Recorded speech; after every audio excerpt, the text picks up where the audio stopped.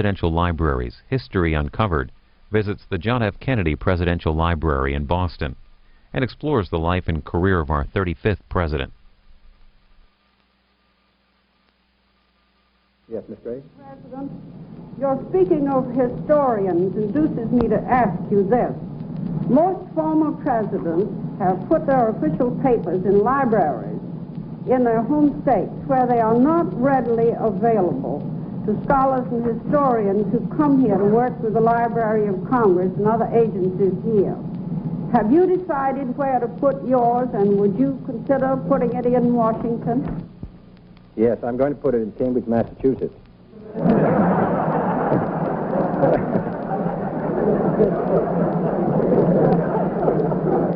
Let me say, I know that we have a library now in Independence, Hyde Park, Mr. Hoover's library at Stanford, Mr. Eisenhower's library at Abilene. There are advantages and disadvantages. In some ways, it helps stimulate scholarship in those areas. In addition, through scientific means of reproduction, microfilms and all the rest, it's possible to make documents available generally here in Washington and through the archives, Library of Congress, and at the libraries. A number of scholars who deal with these subjects in detail, it seems to me, will find it possible in a central place to get the kind of documents that they need. So that while there is a problem, as you suggest, Ms. Craig, I think that we can, and this will certainly be increased as time goes on, we will find it possible to so reproduce the key documents that they will be commonly available, I would hope, in Washington. There are a great many other advantages to a library. If you go into Franklin Roosevelt's library and to Harry Truman's library, it offers a good deal of stimulus to the study of American history, besides being a place where you can keep, for a long time, documents. There are many other things of interest which I think are rather advantageous to have spread around the country, particularly as it stimulates the study of the presidency. My husband had looked forward to retiring to his library at the end of his time in Washington and making his headquarters there. He wanted the library to play an ongoing role in preparing young men and women for lives of public service. It will never be a dead place, merely housing relics and papers of the past. That would not be fitting for John Kennedy, who was so intensely involved in life. It will grow and change with the times. Now he will not see the library to be erected in his name, but his parents and brothers and sisters and I all look on it as his memorial. The words of Jacqueline Kennedy in 1965 about her plans for her husband's library, which opened in October 1979 and is located along the banks of the Boston Harbor. We're going to take you inside. This is a live view in the library, an area not open to the general public. This mural is originally on the walls of the Kennedy White House swimming pool, depicting, as you can see, a nautical scene. As a former Navy PT boat commander, one of JFK's favorite themes. And the painting itself wrapped around the swimming pool that was built during his term in office. This is what it looked like back in August 28, 1963. The picture, one of thousands of artifacts and films, more than 48 million pages of documents that make up the Kennedy Library. And Tom Putnam is a director of the Kennedy Library and Museum, joining us from Columbia Point in Boston. Tom, welcome. Well, welcome to the John F. Kennedy Presidential Library Museum. We are in Boston and not in Cambridge, as President Kennedy intended. I'll tell the reason for that, why, later in the program. One of the unique features of the Kennedy Library is the fact that President Kennedy didn't live to oversee the construction, design, and dedication of this library. And as we just heard in the clip from Mrs. Kennedy, therefore the library became really the country's foremost memorial to President Kennedy. It's dedicated to him and to all those who, through the art of politics, seek to build a new and better world. 1 month before he died, on his last visit to his home state of Massachusetts, President Kennedy dedicated another library, the Robert Frost Library at Amherst College. He concluded his remarks that day by stating that libraries are memories, and that in the Robert Frost Library, Amherst College would have the memory of an extraordinary American, but that libraries also contain the future. And he expressed his hope that the students who entered into that library would touch something of distinction in our national life and would contribute something back to it. So I want to begin by thanking C-SPAN for broadcasting this entire series of presidential libraries and express my hope to all the viewers that in the next 2 hours you'll be touched by something of distinction in our national life and that you'll be inspired again by President Kennedy's words, by his vision, and by his call to all of us to serve our country. And Tom Putman will show us around the Kennedy Library and Museum, and also Maura Porter, who's the archivist at the library. But Richard Norton Smith, who has been with us since we began this series, joining us again tonight. Thanks very much for being here. Glad to be here. 44 years after his assassination, how do historians view John Kennedy and his presidency? Oh, gosh. Well, you know, Steve, the idea of historical consensus is sort of an oxymoron, and I certainly wouldn't claim to speak for my fellow historians. I think, though, everyone has to agree that it is a hugely consequential presidency, all out of proportion to the length of its days or, say, the number of bills passed by Congress during the Kennedy presidency. As we will see tonight, it is the most dangerous hours of the Cold War that tested John Kennedy. The most dramatic and politically risky chapters of the Civil Rights Revolution unfold on his watch. The space race, which we're also going to take a look at a little bit later on, which we'll discover tonight is a little bit more complicated than it seemed at the time. History accelerated during those 2.5 years, and in many ways we're still feeling the aftermath.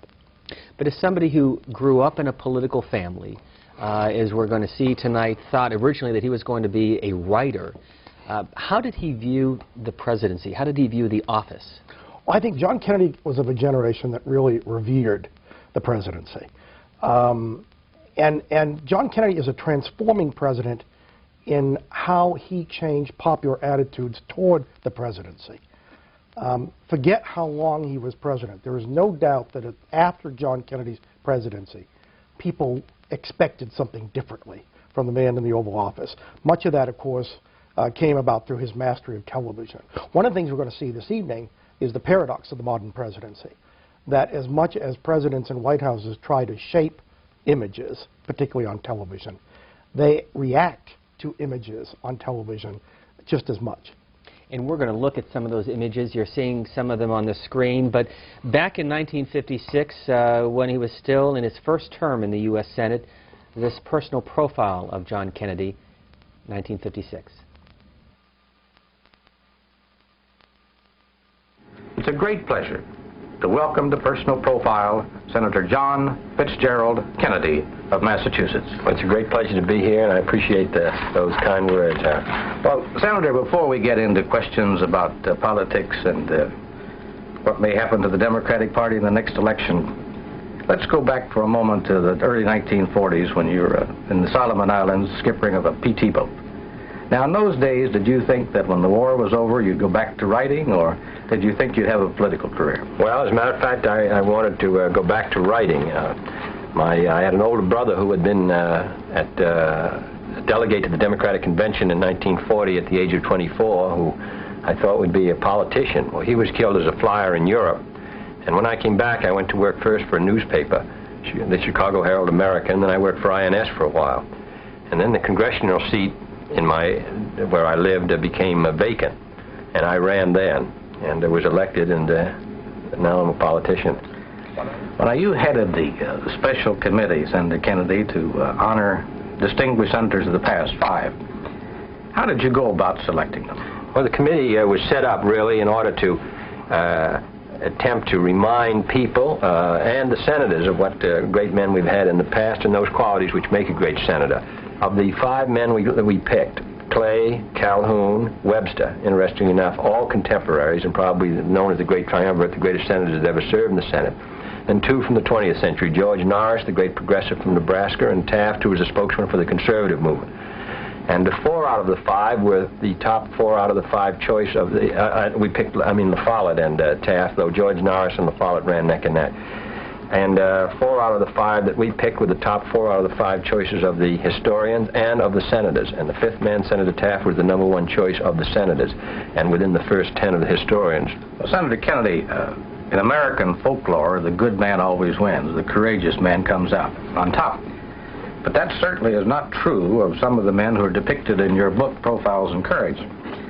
Now, in Chapter 6, it's about a man by the name of Edmund G. Ross, that I'm sure very few Americans know anything about. Yet you use these words. In a lonely grave, forgotten and unknown, lies the man who saved a president, and who, as a result, may well have preserved for ourselves and posterity constitutional government in the United States. Leo DeRocha said that nice guys finish last. Well, I don't know whether that's true, but obviously if you're going to have political courage, you have to take the consequences, and Ross did. I think the point that it makes is that the American people have to respond to it, and even if they don't always agree with it. The trouble is, all of us, we appreciate those who think like we do, and we are opposed to those who think the other way, even though their motives may be completely good. Quite often we have the feeling that a man who thinks the way we do is very bright. I know, very bright and very brave. And if he does not, then he's not very bright. I very rarely hear people say, well, I disagree with him completely, but I admire him tremendously.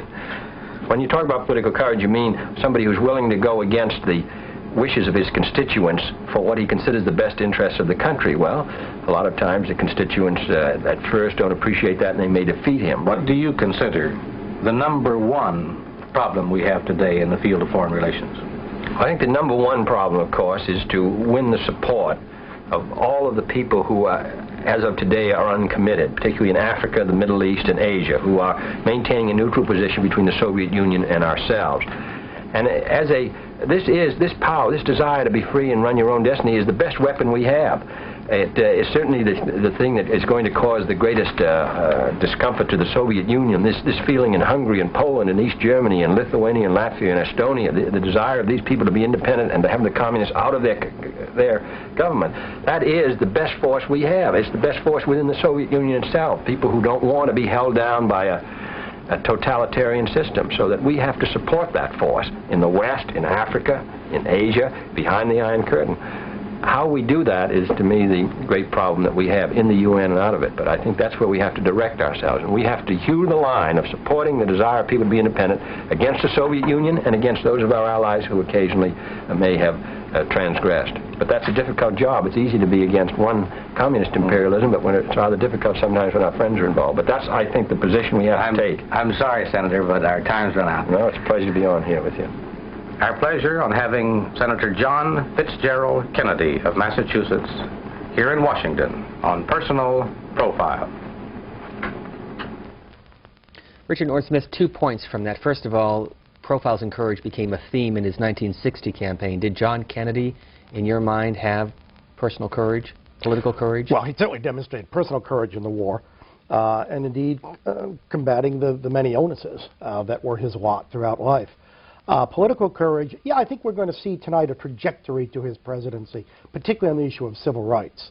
And we'll let the audience decide at the end of the evening if he had courage. I'll tell you, it takes courage for a politician to write a book called Profiles in Courage, because it's going to be thrown up in their face constantly. One reason why Kennedy was a bit of an outsider, people forget now, when he ran in 1960, he ran the gauntlet line of primaries because he knew the party establishment wasn't going to give him the nomination, in part because of his faith as a Roman Catholic. But the fact is, many liberals in the Democratic Party did not regard John F. Kennedy as one of their own, in part, for example, because they thought he had been less than outspoken in criticizing Joe McCarthy. And in fact, there was the famous line, "Senator, how about a little bit less profile and more courage?" We're looking at some of the film from 1956 as John Kennedy was considered as a vice presidential candidate for the ticket. He didn't get it. His father didn't want him to be on the ticket. Yeah, it was interesting. Adlai Stevenson was, for the second time, nominated by the Democrats, and Stevenson did something very Stevensonian. He threw it open to the Democratic convention. Never done since. And this really was, for many people, their introduction to this rather gangly but charismatic senator from Massachusetts, who had already been a political giant killer. He defeated Henry Cabot Lodge in 1952 to become senator from Massachusetts. He almost won the nomination at the Democratic Convention. In the end, it went to Estes Kefauver, whom Harry Truman always referred to as cow fever. The Stevenson-Kefauver ticket went down to resounding defeat in the fall, and John F. Kennedy was positioned to run for the presidency 4 years later. Very briefly, what did he learn from that, do you think? Well, he learned he was never going to throw the nomination for vice president open to the convention. 2 years later, 1958, John Kennedy seeking re-election as the senator from Massachusetts, and this biography film was put together.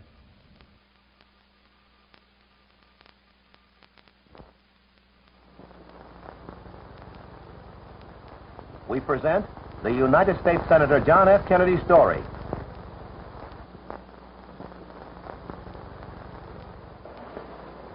It is here that scores of Massachusetts visitors and hundreds of Massachusetts letters, telegrams, and telephone calls are received each day in Senator Kennedy's bustling office. The senator is in his office right now going over the mail with two of the girls. Won't you go in and join them? Well, thank you, Joan. We'll proceed on in and talk with the senator. As we enter the senator's office, Helen Limpart from Chicopee and Gloria Lifton from Chelsea are working with the senator on his daily mail. Senator Kennedy, in his nearly 6 years in the Senate, has either introduced or co-sponsored approximately 350 bills aimed at strengthening Massachusetts. He is also an influential member of two of the most powerful committees of the Senate, the Foreign Relations Committee, where he consults with Senate Majority Leader Lyndon Johnson and Assistant Majority Leader Mike Mansfield, and the Labor and Public Welfare Committee. Senator Kennedy is also chairman of the subcommittee that writes labor legislation. Here, Senator Kennedy confers with Senator Paul Douglas of Illinois. These are unprecedented achievements for a first-term senator. As you can see, this is an office filled with mementos of Senator Kennedy's family life, of his service in the United States Navy, and of his congressional and senatorial career. Senator Kennedy, could I ask you a few questions? Oh, yes, surely, girls, if you'll excuse me.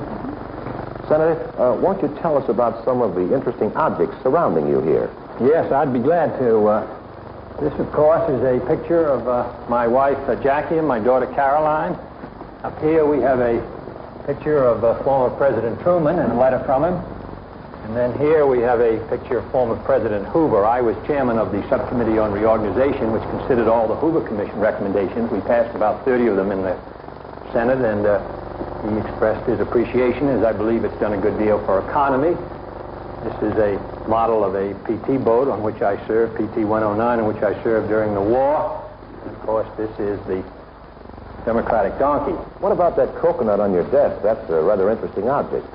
Well, our PT boat was sunk by a Japanese destroyer, and we found a native and gave him a coconut, which he took through the lines and wrote a message on it. The boat came and picked us up about 10 days later, and I put the coconut in plastic and have kept it as a memento of more unpleasant days. Of course, Senator, no recounting of your personal triumphs would be complete without mentioning the Pulitzer Prize you won in 1957 for writing Profiles in Courage. It was an interesting job because all of us who hold a position in a legislature are concerned with the problems of how other senators and congressmen have endured the pressures which all of us undergo. One of the most heartening things about it has been the fact that the United States Information Service has chosen it to be translated in order to explain one phase of American life. I have here the copy that is in Vietnamese, and here a copy in Japanese, and it's also been translated into Hebrew for use in the country of Israel and also in Spanish.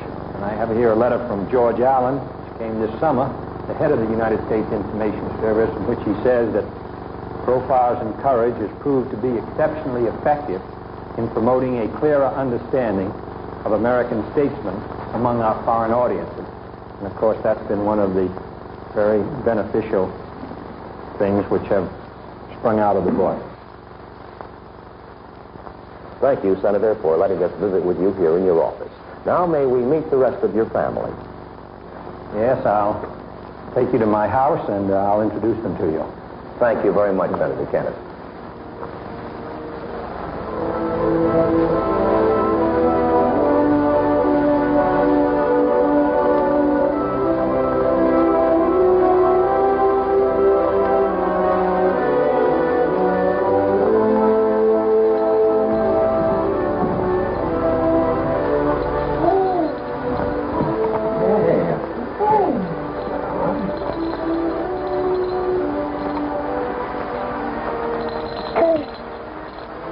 Pleasure to have you here, and I want you to meet my daughter Caroline and my wife Jackie.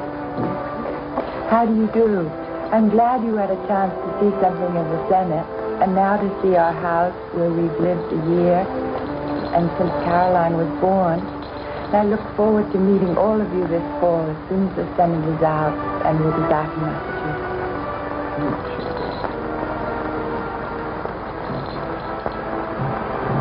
You want this?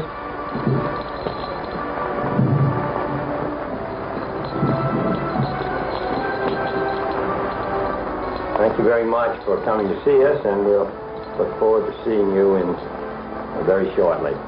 Say goodbye to Caroline.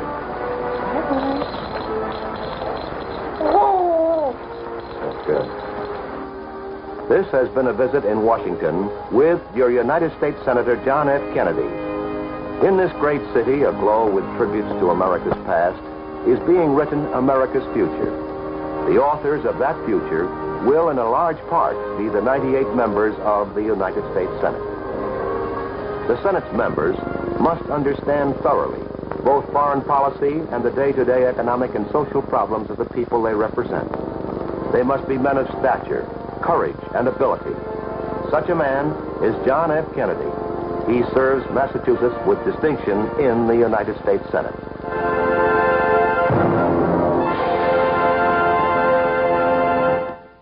That 1958 film is part of the collection at the Kennedy Library, which, by the way, was designed by I.M. Pei. It opened on October 20th, 1979. Tom Putnam is the director of the Kennedy Library Museum and is going to show us around some of the locations at the library, many that the general public can't see. Tom? That's right, Steve. We're here on the 7th floor, which we refer to as the mural room because of this beautiful mural that you've already seen that was on the walls of the White House swimming pool when John F. Kennedy was in the White House. It was actually President Roosevelt who had the pool installed into the White House, and when President Kennedy's father walked into the pool, he didn't think it was quite august enough for the President of the United States. So he had this beautiful mural commissioned. The artist's name is Bernard Lamont. It's of Christiansted Harbor in St. Croix. And one of the especially interesting things is he did some fun work within the painting itself. So these nautical flags actually spell out some words related to the Kennedy family. This spells R-O-S-E, obviously President Kennedy's mother, J-P-K, the initials of his father, and this spells K-E-N-N-E-D-Y. Under the deed of gift for the mural, it was decided that should the White House pool ever be renovated, that ownership would revert back to the Kennedy family. And sure enough, President Nixon converted the pool into the White House briefing room. And so when the library was constructed, they designed this room to feature this beautiful artifact of our collection. I'm going to walk you over now to a very special room called the President's Room. It's the room that Caroline Kennedy and Senator Kennedy greet distinguished guests at. But as we go by, there's a beautiful panorama here that you can see better in daylight than you can in the evening, looking over Boston Harbor and the skyline, and this pavilion, which is really the centerpiece of I.M. Pei's design of this building. I.M. Pei once said that architecture is defined by geometry and animated by light, and this is probably the best example of his architectural philosophy. He designed this particular space to be a place of meditation and reflection for people who, after they've gone through our museum, want to consider what President Kennedy meant to our country. And he wanted people to look out to the horizons and up into space and think of the new frontiers that President Kennedy encouraged us to explore. When Mrs. Kennedy walked through the space, she quoted the poet Wordsworth, and she said it was a space for thoughts too deep for tears. And I'm going to show you a bust that was commissioned by President Kennedy's 3 military aides. It was done by Felix de Weldon. He's the artist who constructed or sculpted the U.S. Marine Corps Memorial. That's the famous sculpture of the soldiers at Iwo Jima. And our former curator, Dave Powers, would tell a story that every week he and Mrs. Kennedy would go to the studio to see this piece being sculpted. And on the very last day, with the clay not yet fully dry, Mrs. Kennedy was enamored. She really liked the piece, but she thought it was a little too sad, and she actually came up to it with her thumbs and just changed the expression on her husband's face ever so slightly. So we're now going to go into the President's room. As I said, a number of visiting heads of state have been in this room, including Nelson Mandela, Mikhail Gorbachev, Presidents Ford, Clinton, Carter, and Bush have all been in this room. It was designed by President Kennedy's sister, Pat Lawford, and it includes a number of pieces of memorabilia that are special to the Kennedy family. I'll be showing you a number of those this evening.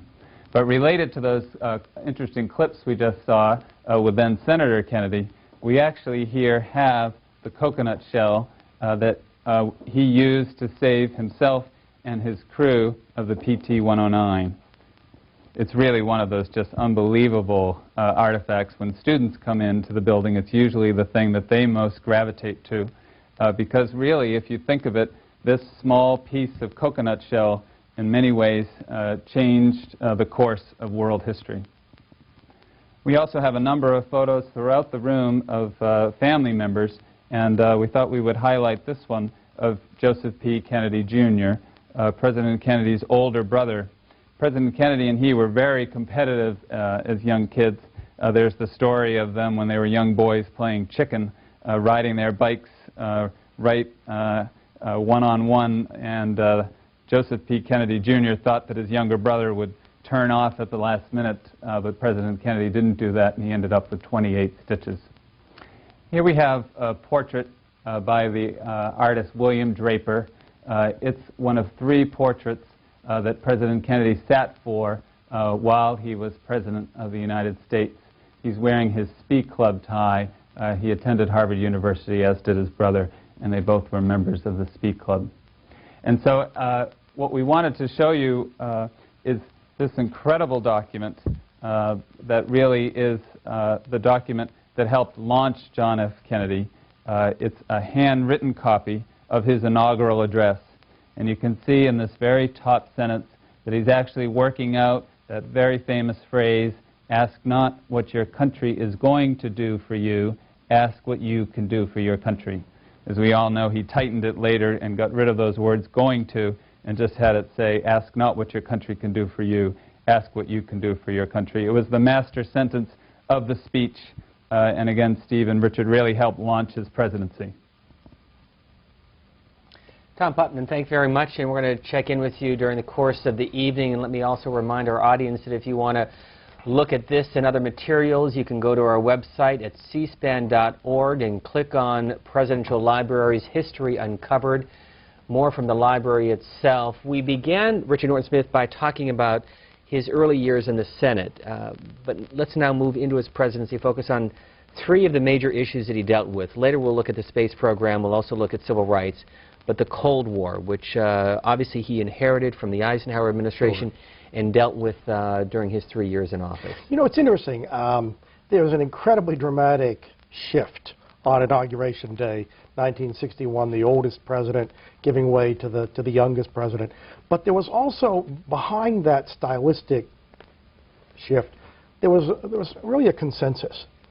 For example, Richard Nixon and John Kennedy, same generation, World War II veterans, each of whom, in his own way, believed that the purpose of the presidency in the 1960s would be about foreign policy. And what they really meant by that was waging the Cold War, keeping the Cold War cold. And if you listen to that inaugural address in 1961, there's a bristling quality to it. It's more aggressive than anything Dwight Eisenhower or maybe even Harry Truman would have said. But then this was a very young man who had to deal with the charge of inexperience during the 1960 campaign, who had something in effect to prove. In your mind, was that speech kind of a benchmark in terms of presidential inaugurations? Oh, absolutely. It's the speech against which all others are measured. And it really set the tone for a presidency unlike any other in terms of the rhetoric, in terms of the eloquence, in terms of the wit. The problem with some historians is the pendulum has gone so far to the other extreme. They suggested the Kennedy presidency is all style and no substance. But in fact, style and substance in 1961 were very difficult to separate. In another part of the Kennedy Library is an area known as the processing room, and Maura Porter, the senior archivist, is joining us there to talk about a recording system used during the Kennedy administration, and in just a moment we'll hear one of those recordings. Maura Porter, thanks for showing us around. Thank you, and good evening. Welcome to the processing area of the John F. Kennedy Library. The archivists, the archives technicians, and the interns that work in this area, as well as the other area of the archives, declassification, audiovisual, and research, work very hard to arrange, describe, and preserve the documents of President Kennedy and his administration, members of his cabinet and staff, and other individuals who have their collections housed here. We house 48.6 million pages of documents. 17 million of those relate directly to President Kennedy's administration. Earlier in the show, you heard President Kennedy, or actually John Kennedy at that point in time, discussing profiles in courage. And I actually wanted to show you a rather unique document that we have. This book, this rather fragile book, is actually a notebook kept by John Kennedy when he was writing Profiles in Courage. It's the early chapters, really, the first 3 or 4, but there's all kinds of notes in there, drafts, things that he wanted to keep at hand while he was writing. This particular page is actually a quote from Winston Churchill. It starts on the very top with the name Winston Churchill and then a top hat and for some reason a green umbrella. And then John Kennedy writes, "You must remember," and then he begins to cross it off, "politicians who cannot face unpopularity are really not worth having. They look like it for a time, but afterwards you would find that you had much worse of the deal." Another document from the Profiles in Courage time period that I wanted to point out to the viewers is this particular document on the easel. It's actually a letter from John Kennedy to Ernest Hemingway asking for permission to use the phrase "grace under pressure," which was Ernest Hemingway's definition of courage. Interestingly, we don't have an answer from Hemingway in our Hemingway archives here at the Kennedy Library, but there must have been some sort of correspondence or communication because it was indeed used in the book in the introductory and foreword. I next wanted to give a history of the recording systems in the White House, in the Kennedy White House. Recording systems have been used by other presidents to record speeches and individual meetings, but John Kennedy was the first president to extensively record White House meetings and telephone conversations.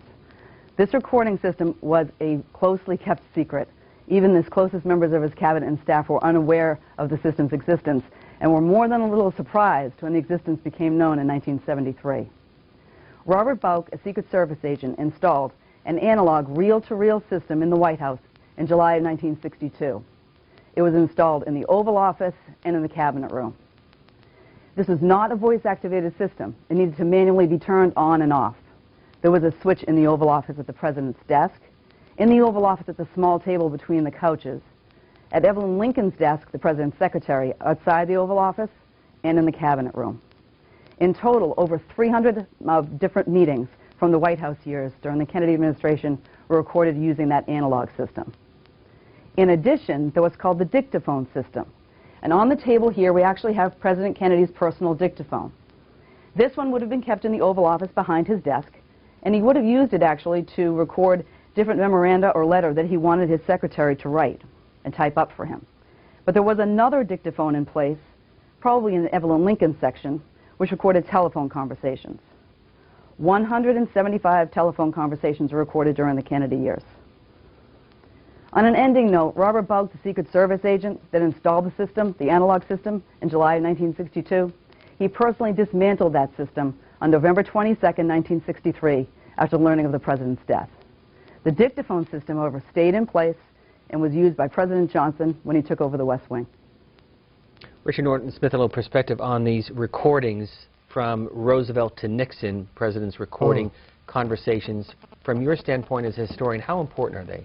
Well, there's a little bit of hypocrisy in the historical community because on the one hand, in principle, it's offensive to think that anyone is taping you without your knowledge. On the other hand, I don't know any historian who isn't eager to make use of what resulted from that. The fact is that they have given us extraordinary insights into how presidents think, how they act out of the public eye, how they craft policy and sell that policy, and the fact that the better ones are very good politicians. As always, coming up later, we'll open our phone lines. We want to hear from you, your questions and comments with our guests at the Kennedy Library in Boston and Richard Norton Smith here in Washington. We want to take you back to October 18th, 1962, the words of John Kennedy in that dictaphone that we showed you just a moment ago as he discusses the pending Cuban Missile Crisis 45 years ago this month.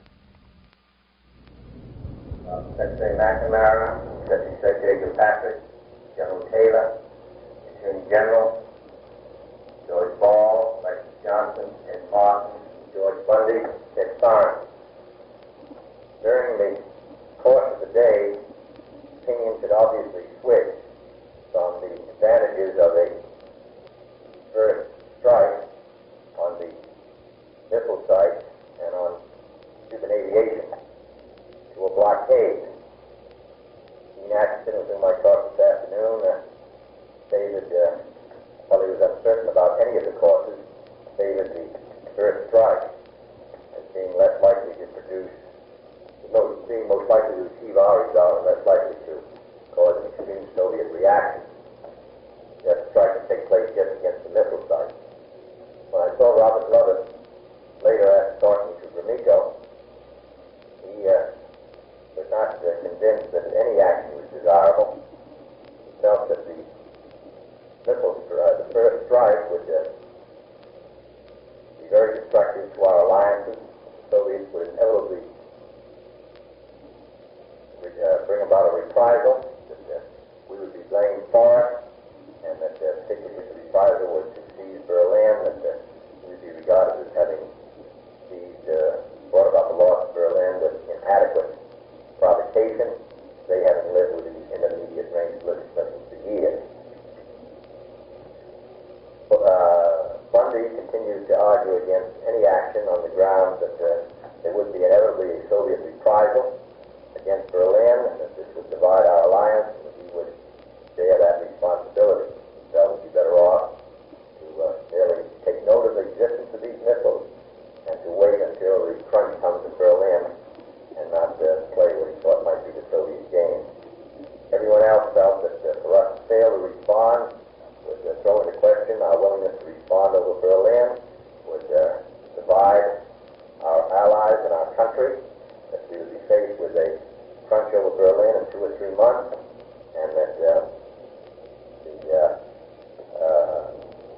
by that time the Soviets would have a large missile arsenal in the Western Hemisphere, which would weaken our whole position in this hemisphere and cause us and face us with the same problems we're going to have in Berlin anyway. The consensus was that we should go ahead with the blockade beginning on Sunday night. Originally, we should begin by blockading Soviet against the shipment of additional offensive capacity. That we should tighten the blockade as the situation required. I was most anxious that we not have to announce a state of war existing.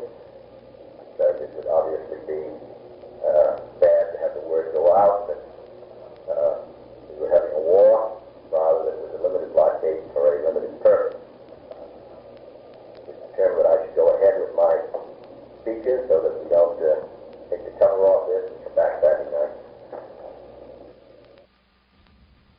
That recording from October of 1962 and a view of the Kennedy Library, an area known as Columbia Point in Boston, Massachusetts. 202-737-0001 is our line for Republicans. 202-737-0002 for Democrats. And 202-628-0205 for Independents. Well, that's an extraordinary recording. The president seems like the coolest, most attached, almost clinical observer of what's going on around him, which in many ways is exactly what you hope for in a president at such a time of crisis, weighing all of the alternatives. There's a story during the 13 days of the Cuban Missile Crisis that tells you a lot, I think, about what kind of leader JFK was. He asked someone if they'd read Barbara Tuchman's historical classic, The Guns of August. which is an account of how the diplomats of Europe slid down the slope in the summer of 1914 to World War I. And it was very clear. History, John F. Kennedy loved history. He was a bookish man, and history lived for him. And he made intellectual connections between past events. He learned from the past. And it's very interesting that he wanted to make sure that if there was a future, future historians would not write of his administration that they repeated the errors of 1914. Rice Lake, Wisconsin is our first call. Go ahead, please.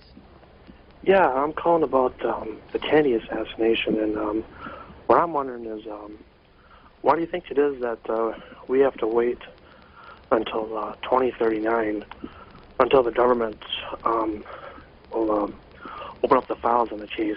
You know, just wondering just why that is. Thank you. I'm not sure what he's referring to.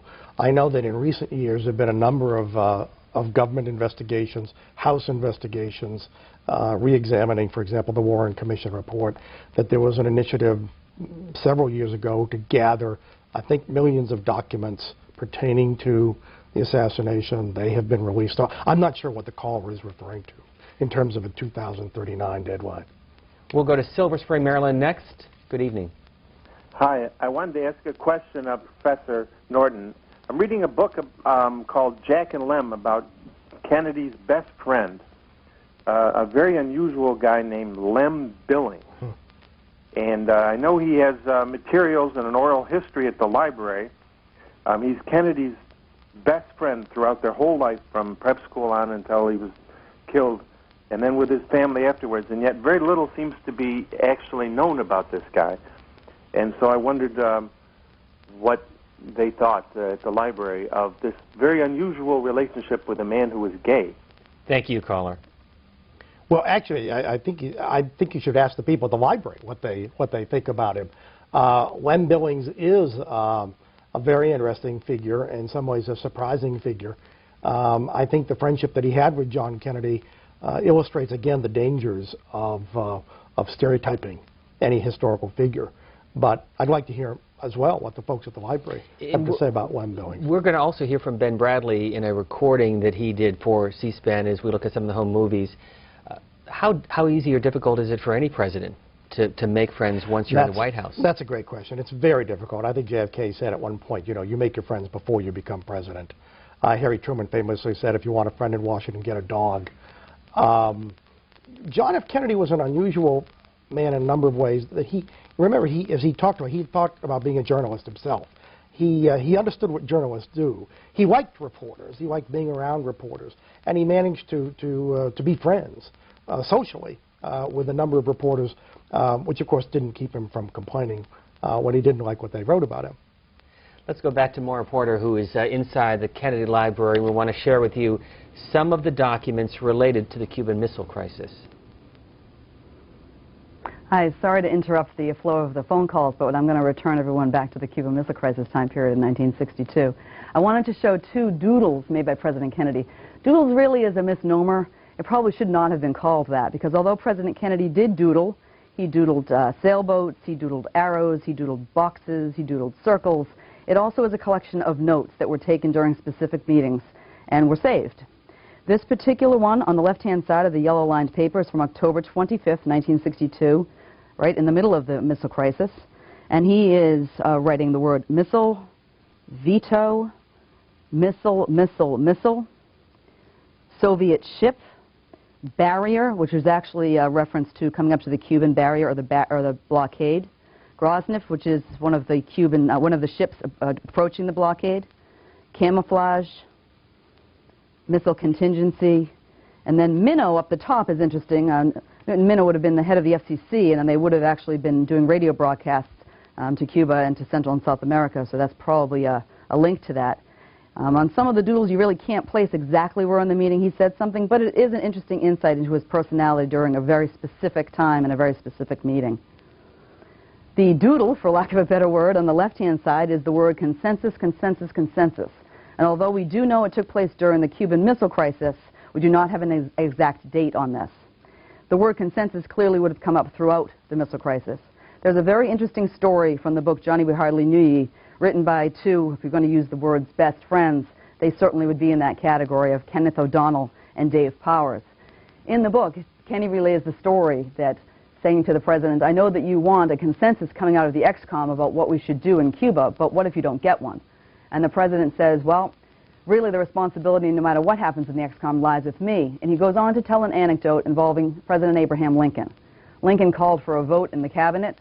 All the cabinet members raised their hands and said aye. Lincoln said, I vote no, so the noes have it.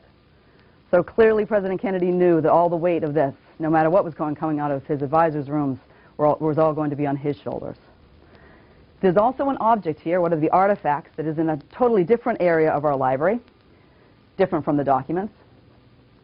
This is a Tiffany calendar, sterling silver, that was a gift that was presented by President Kennedy to his advisors after the Missile Crisis ended.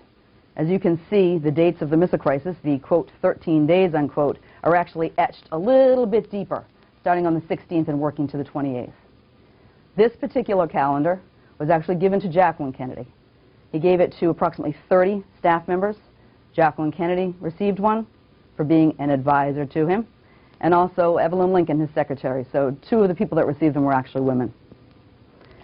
I have another document here that's a little bit interesting, totally different from the doodles that I'm going to show. This is actually a draft speech, the speech to the nation that he gave on Cuba.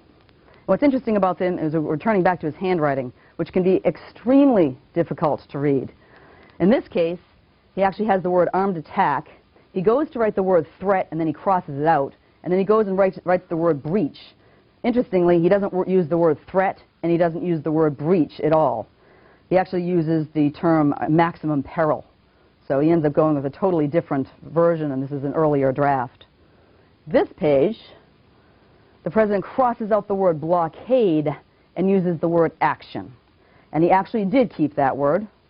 And this whole section down here that's crossed off, where he's talking about putting additional ground and air forces to Europe, that was also crossed off and not used.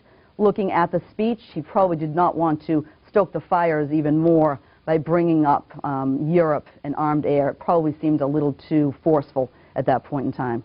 And Maura Porter, if I could, let me also remind our audience that if they go to the Kennedy Library website, they can check out more of the documents and also the schedule, the daily schedule that John Kennedy held in the White House during the 1,000 days that he served as our 35th president. We're going to hear from our next caller, New York City. Go ahead, please. Hi, yes. This is for Professor Smith. I'd like you to comment on Kennedy's June 10th speech at American University.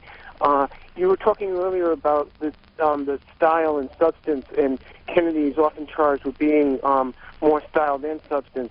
I would say that Kennedy's speech at American University, the substance is in the speech, that the high rhetoric, his policy itself crystallizes in the rhetoric. Absolutely. In fact, we're going to see that, a clip from that speech momentarily. And I could not agree with you more. It's style at the service of substance. And Americans who were simply not accustomed to hearing presidents talk like this were profoundly moved. They were caught up, they were swept up in the new frontier and seemingly endless possibilities of beginning over, which is what 1961 to millions of people represented. And today there is a marker depicting where President Kennedy delivered his address at American University in Northwest Washington, D.C. But we'll take you back to June 1963 as he delivered the address that the caller from New York and Richard Norton Smith simply discussed a moment ago.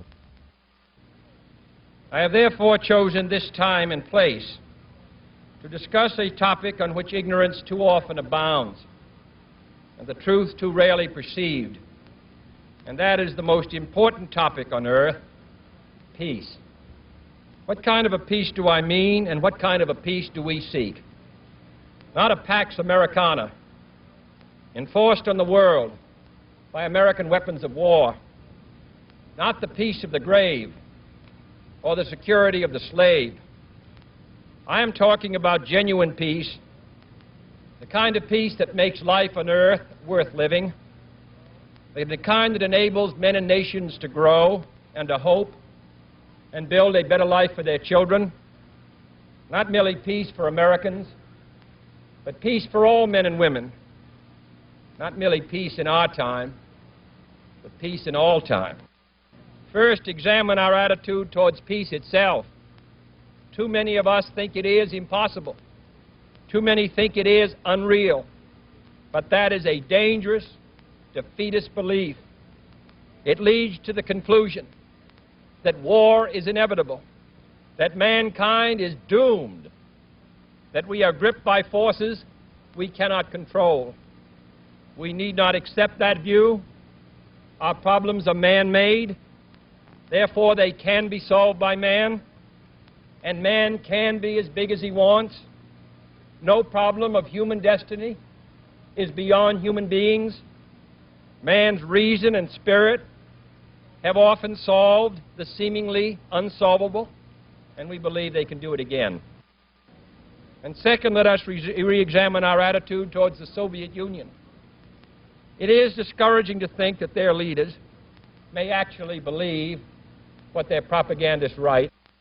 No government or social system is so evil that its people must be considered as lacking in virtue. As Americans, we find communism profoundly repugnant as a negation of personal freedom and dignity.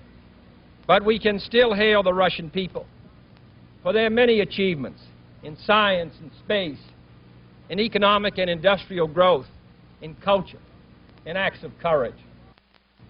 In short, both the United States and its allies, and the Soviet Union and its allies, have a mutually deep interest in a just and genuine peace and in holding the arms race.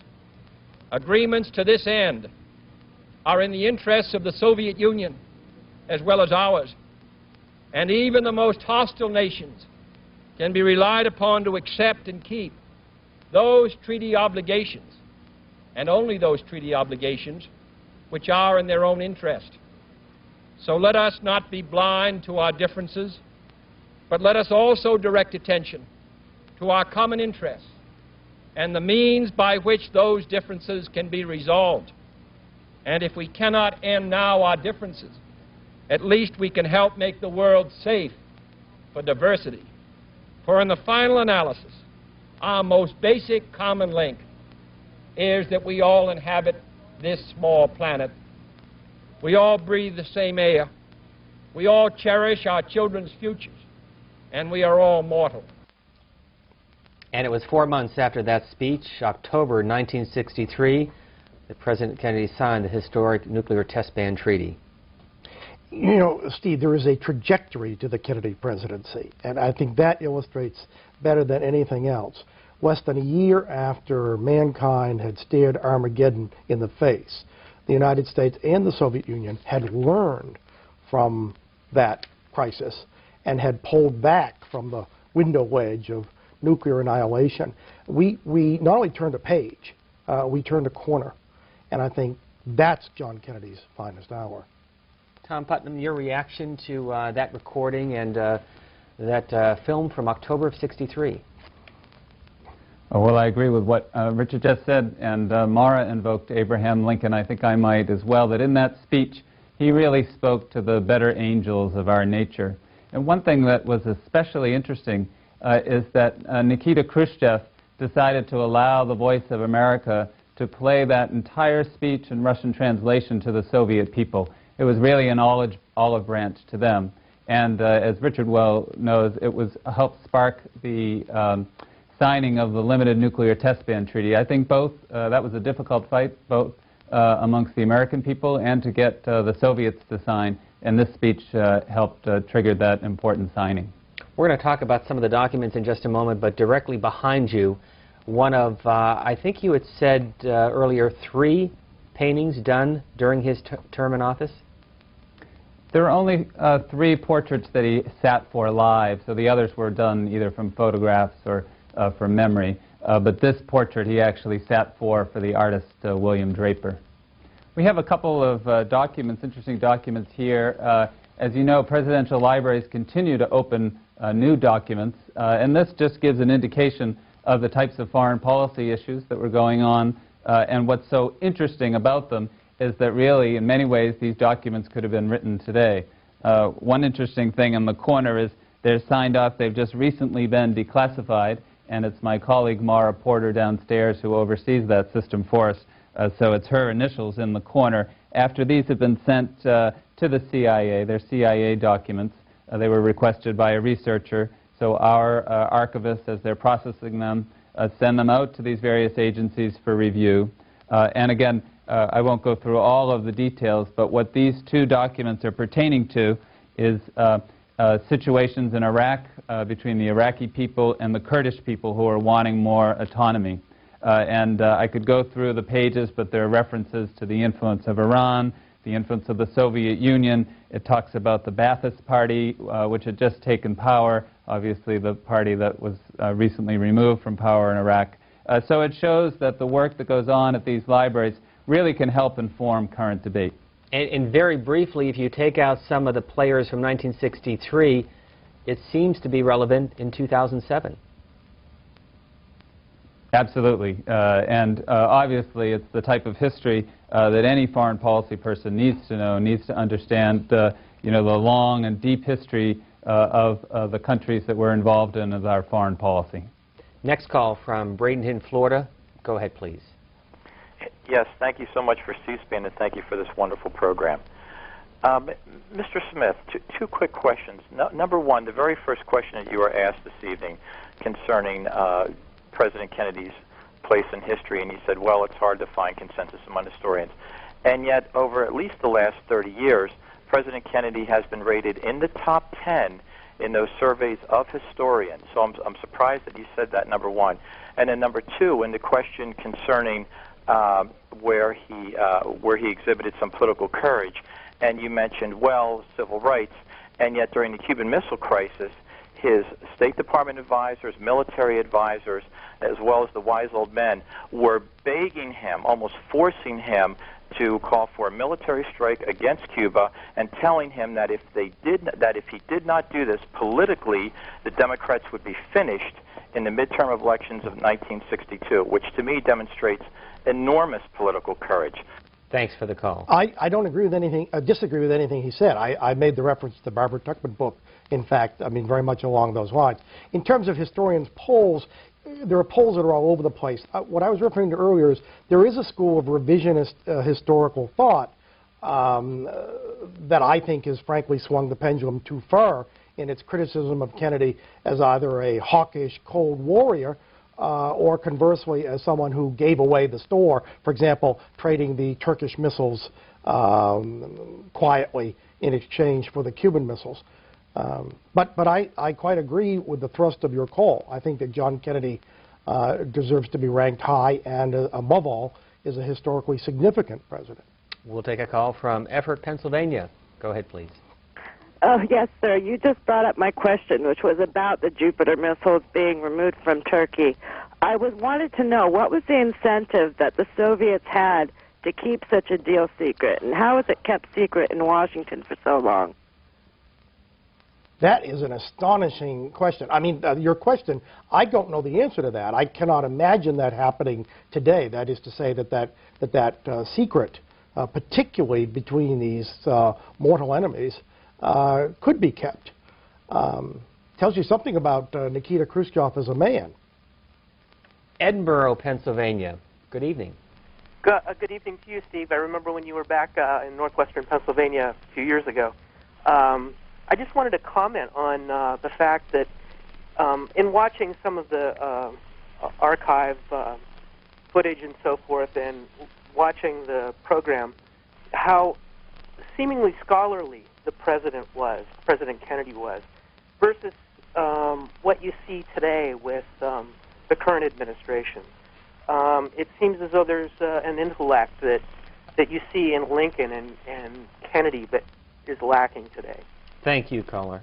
Richard Orton-Smith. Well, he was a thoughtful man. As I said, he was a bookish man. His favorite book, he loved history and the romantic school of history. His favorite book was Melbourne, a biography of Queen Victoria's first prime minister, which may surprise people because of the Irish connection.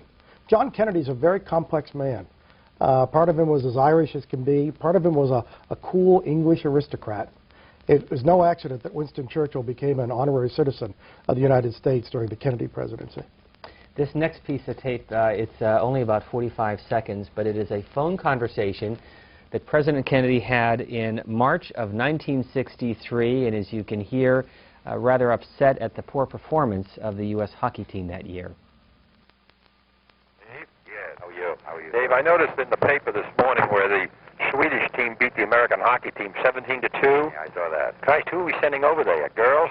I don't know. They haven't won a game.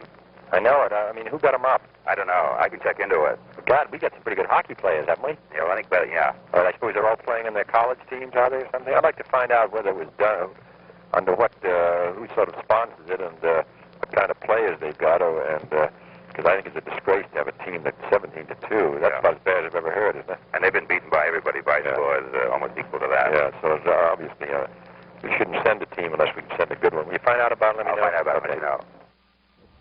Moore Porter joining us at the Kennedy Library. Just a little snapshot into maybe the competitive spirit of President Kennedy. What do you take away from that? Oh, certainly the competitive spirit. But in addition, what I think is you need to put it in the context of the Cold War. President Kennedy wouldn't have wanted any American team to be competing in an international forum, by the way, that would have included teams from the Eastern Bloc and not have them be competitive. What's interesting is that Dave Hackett wrote back to him the next day, so he gave him a quick answer back. So yes, competitive spirit, but also Cold War. Richard Norton-Smith, when people look at John Kennedy's role in politics, they often go to the 1960 Kennedy-Nixon debates. But in 1963, he did something else with Walter Cronkite, and we have some film from Hyannisport. Can you set this up? Yeah, this is a real turning point in the history of the presidency, as well as the media. In August 1963, the CBS Evening News went from 15 minutes to 30 minutes. Now, that doesn't sound like much. But it went from basically a headline service to a half-hour, Washington-centric, much of the news. And it is no accident that for his premiere broadcast, Walter Cronkite went to Hyannisport, where he interviewed the President of the United States.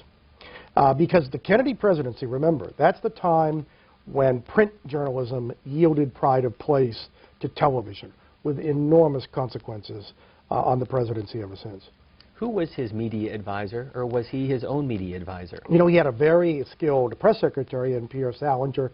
But, you know, I think, it's a tribute to John F. Kennedy's instincts. I think he was his media advisor, his handler, if you will, his spin doctor. I think he had very good instincts about the public and about how to present not only himself but his family.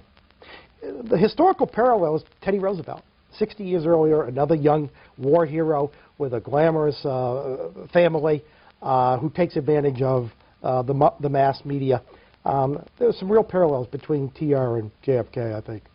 In our next hour, some of the documents and films dealing with the issue of the space program and civil rights as we continue our look at President Kennedy, part of C-SPAN's Presidential Library's History Uncovered.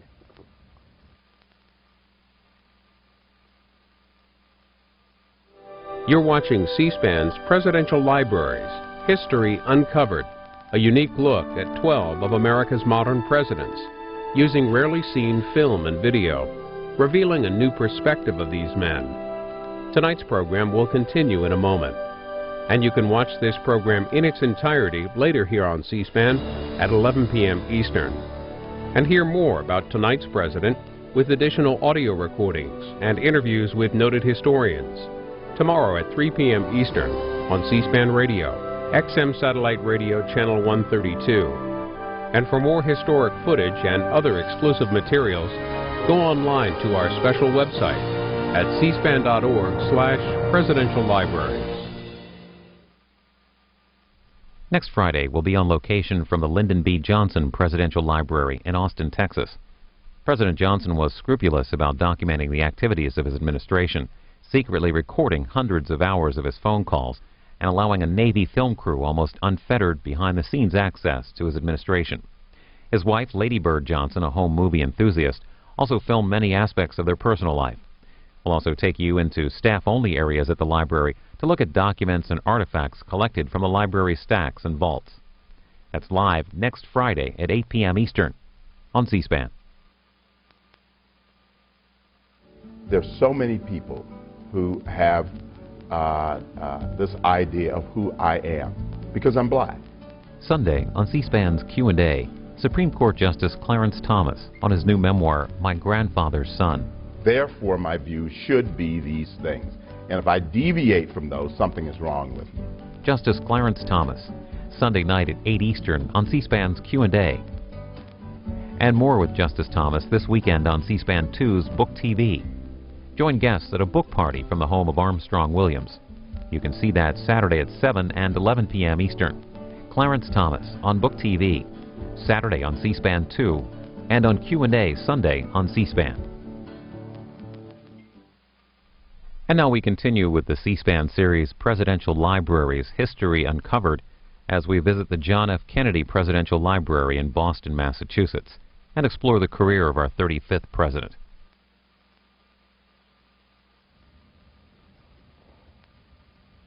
President Kennedy visiting Cape Canaveral in Florida, home to the NASA space program. And for the next 30 minutes, we're going to turn our attention to two issues that he faced while in the White House: his plan to send astronauts to the moon, and then later the civil rights movement here at home. Richie Norton-Smith is our resident historian. We'll discuss all of this. The new frontier, the ultimate frontier, of course, being space. John Kennedy ran in 1960 on the slogan to get this country moving again. And space was all part of that. But of course, it's ultimately seen, like so much else that we're talking about, through the prism of the Cold War. It's a time for anniversaries. This week is the 50th anniversary of the Russian launch of a grapefruit-sized ball called Sputnik, which launched the modern space age. Last week was the 50th anniversary of Little Rock. And here we are in the Kennedy administration clearly dealing with the consequences of those anniversaries. And we're going to hear later a conversation in which there were some doubts as to whether or not this could have done. So take us back to 1962, 1963, as President Kennedy was talking about sending a man to the moon and returning him safely by the end of the decade. Yeah, there's no doubt that it became a defining chapter, really, in the Kennedy presidency. The notion that the United States could go to the moon and come back by the end of the 1960s, a seemingly impossible feat, and therefore all the more desirable. It was a matter of great national prestige. To some degree, people talked about scientific dividends, but I think as we will learn this evening, there was less science involved in this and more head-on-head competition with the Soviets. And we focused on two speeches, one at American University dealing with the nuclear test ban treaty, and at Rice University where he outlined the space program. Because what we're talking about now is we've moved into another chapter of the Cold War. We're talking about peaceful competition, and that's what space is. It's not the next battlefield, but there's no doubt there is a contest, a hugely important contest in the context of the times. Here is part of that speech from Rice University in Texas, September 1962.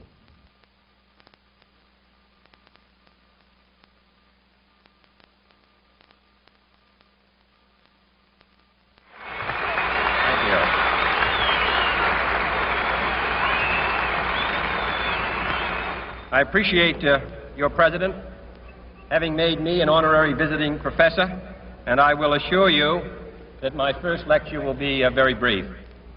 Surely the opening vistas of space promise high costs and hardships, as well as high reward. So it is not surprising that some would have us stay where we are a little longer, to rest, to wait.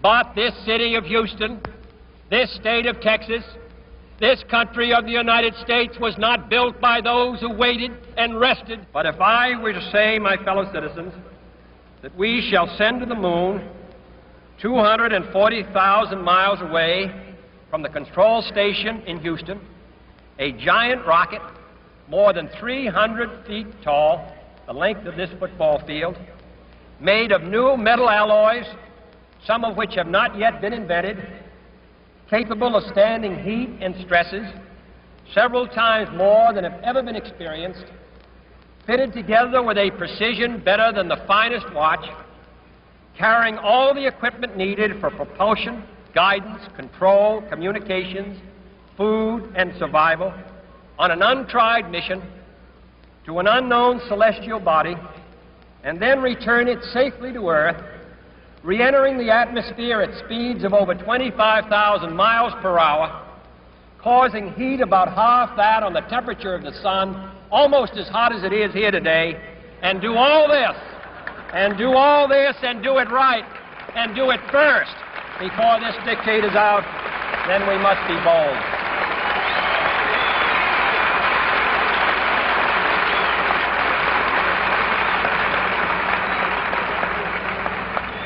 I'm the one who's doing all the work, so we're just going to stay cool for a minute. However, I think we're going to do it.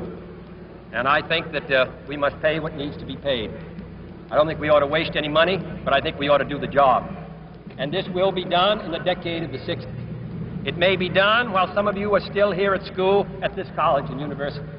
It will be done during the terms of office of some of the people who sit here on this platform. But it will be done. Many years ago, the great British explorer George Mallory, who was to die on Mount Everest, was asked why did he want to climb it. He said, because it is there. Well, space is there, and we're going to climb it. And the moon and the planets are there, and new hopes for knowledge and peace are there. And therefore, as we set sail, we ask God's blessing on the most hazardous and dangerous and greatest adventure on which man has ever embarked. Thank you.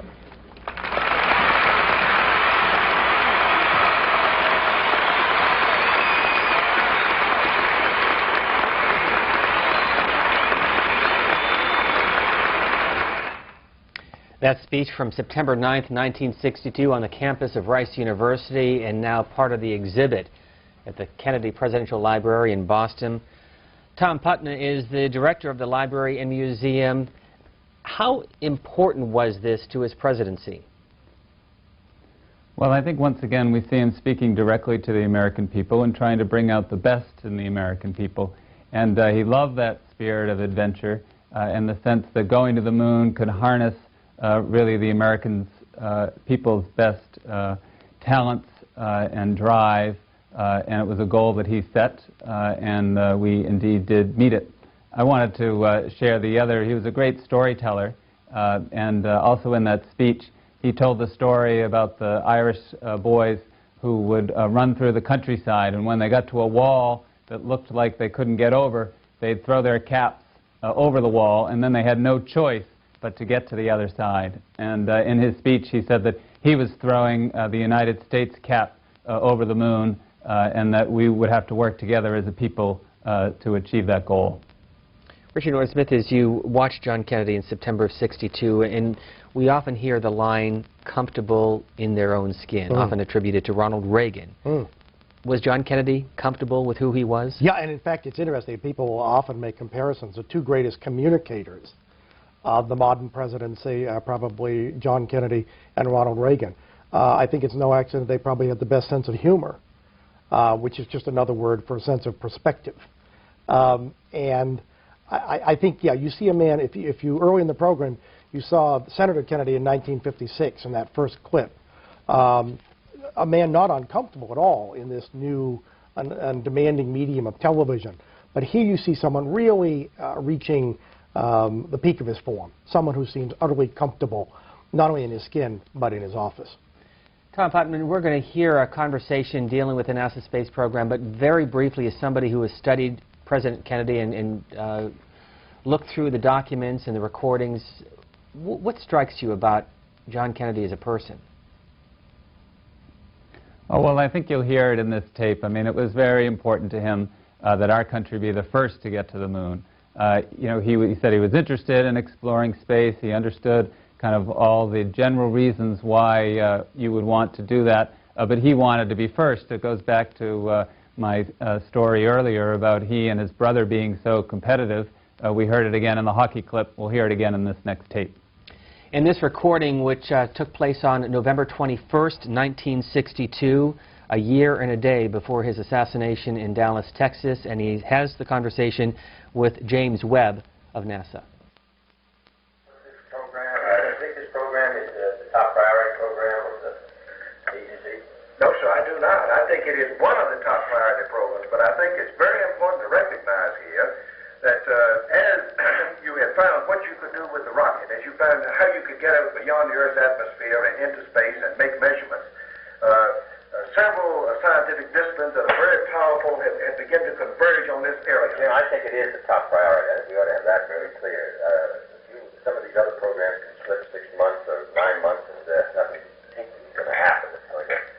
But this is important for political reasons, international political reasons, and this is, whether we like it or not, in a sense, a race. If we get second to the moon, it's nice, but it's like being second anytime. So that if we're second by 6 months, because we didn't give it the kind of priority, then of course that would be very serious. So I think we have to take the view this is the top priority. Number one, there are real unknowns as to whether man can live under the weightless condition and you will ever make the lunar landing. This is one kind of political vulnerability I'd like to avoid such a flat commitment to. I agree that we're interested in, but we can wait 6 months and all. But you have to use that information to do you're saying, yeah, but only when that information directly applies to the program. Jim, I think we got to have that clear, guys. Mr. President, we don't know a damn thing about the surface of the moon, and we're making the wildest guesses about how we're going to land on the moon. And we could get a terrible disaster from putting something down on the surface of the moon that's very different than we think it is. And the scientific programs that find us that information have to have the highest priority, but they are associated with a lunar program. The scientific programs that aren't associated with a lunar program can have any priority we please to give them. Well, the other thing is, I would certainly not favor spending $6 to $7 billion to find out about space. Why are we spending $7 billion in getting fresh water from salt water when we're spending $7 billion to find out about space? But so obviously you wouldn't put it on that priority except for the defense implications. And the second point is the fact that the Soviet Union has made this a test of the system. So that's why we're doing it. So I think we've got to take the view that this is the key program. The rest of it's not so that we can find out about it, but there's a lot of things we want to find out about. But you see, when you talk about this, it's very hard to draw a line between what I think everything that we do ought to really be tied in to getting onto the moon and ahead of the Russians. Why can't it be tied to preeminence in space, which are your own words? Because, by God, we've been telling everybody we're preeminent in space. For 5 years, nobody believes it because they have the booster and the satellite. But I do think we ought to get it, really clear that the policy ought to be that this is the top priority program of the agency and one of the two, except for defense, the top priority of the United States government. I think that's the position we ought to take. Now, this may not change anything about that schedule, but at least we ought to be clear. Otherwise, we shouldn't be spending this kind of money because I'm not that interested in space. I think it's good. I think we ought to know about it. We're ready to spend reasonable amounts of money, but we're talking about fantastic expenditures which wreck our budget and all these other domestic programs. And the only justification for it, in my opinion, to do it in this how fashion is because we hope to beat them, to demonstrate that starting behind it we did by a couple of years. By God, we passed them.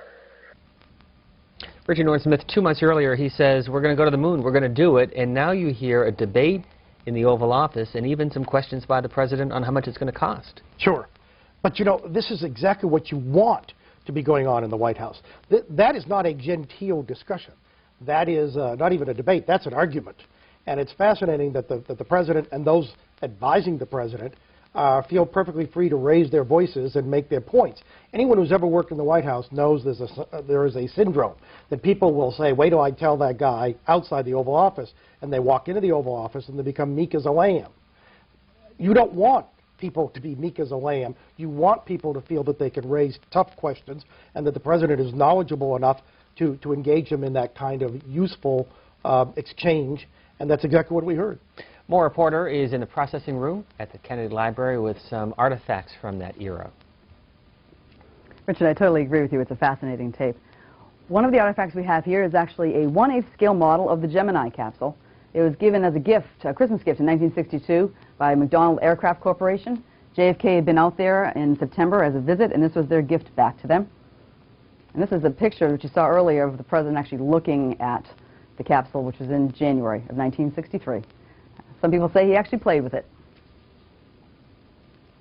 I do have a few documents here, but one in particular I'd like to point out to you is a written statement, a draft of President Kennedy's address on February 20th, 1962, following John Glenn's orbital flight. On the very bottom, in his handwriting, President actually writes, A few days ago, he, meaning Glenn, came to see me in the White House, and I met the kind of American of which we are so proud. Some years ago, as a Marine pilot, he raced the sun across the country in an, on the backside, aeroplane. Today, he beat it. And then to the right of that is a child's picture, colored picture, which was very common in the White House. Space is a very big deal to both adults and youngsters alike. And Tom Putman, who's also still with us at the Kennedy Library, before we turn our attention to another issue that John Kennedy dealt with, which was civil rights, what was his motivating force beyond what you talked about earlier, which was clearly the race to the moon with the Russians in doing all of this? Oh, well, again, I think that there was a really an international struggle for the hearts and minds of everyone throughout the world, and he felt that you know, every citizen of the world's community, if they looked up and thought that a man was on the moon, that would be something that would move everyone. And again, he wanted the United States to be the first one to achieve that goal. And for generations that don't remember the early 1960s, how big of a deal was this back then? Oh, I mean, I think it was a phenomenal thing. I have to admit that I was only a young boy and stayed up. You know, my parents woke me up in the middle of the night to see that man land on the moon. I'm sure we all remember that moment. So obviously, you know, it's not just a moment in American history, but really a moment for the whole world to celebrate. Richard Norton-Smith, you talked about the 50th anniversary of the Little Rock Nine, which took place in 1957. How did John Kennedy deal with civil rights in the early 60s? Well, again, I said earlier there's a trajectory to the Kennedy presidency. The fact is that civil rights really would define his presidency in many ways. It was not a politically advantageous issue for him to embrace. And yet, in 1961, he and his brother, Attorney General Robert Kennedy, associated themselves in support of the Freedom Riders, who were trying to desegregate travel throughout the South. In 1962, reluctantly, but necessarily, he sent in federal troops and marshals so that James Meredith could become the first black student to enter the University of Mississippi. And then, of course, that brings us to 1963 and the events in Birmingham, where Dr. King had sent protesters into the streets of that city, and basically they'd all been either jailed or he finally resorted to children. And that, of course, is what brought about a famous photograph, a photograph that would in turn do as much as anything to determine the president's next step in the civil rights revolution. By the way, for people who talk about Kennedy having less than a full-throated commitment to civil rights, he also appointed about 40 blacks to major government jobs, including 5 federal judges. Let's go back to that photo just for a moment, because in the conversation that you're going to hear that President Kennedy had back in May of 1963, he's referring to Bull Connor. Yeah. Who is he? Because in the conversation, there's supposed to be a change in... That's right. It's very complicated. Bull Connor was the Commissioner of Public Safety. Bull Connor became the face of white racism and resistance in Birmingham, known popularly as Bombingham, because of a series of unsolved attacks on black neighborhoods throughout that city, the most segregated city in America. And it was that very tough nut that Dr. King and others in the civil rights movement were taking on in the spring of 1963. And the photo that you saw that became totemic illustrated the lengths to which Bull Connor and those who agreed with him would go in terms of using force, dogs and hoses, against children who were exercising their democratic right of protest.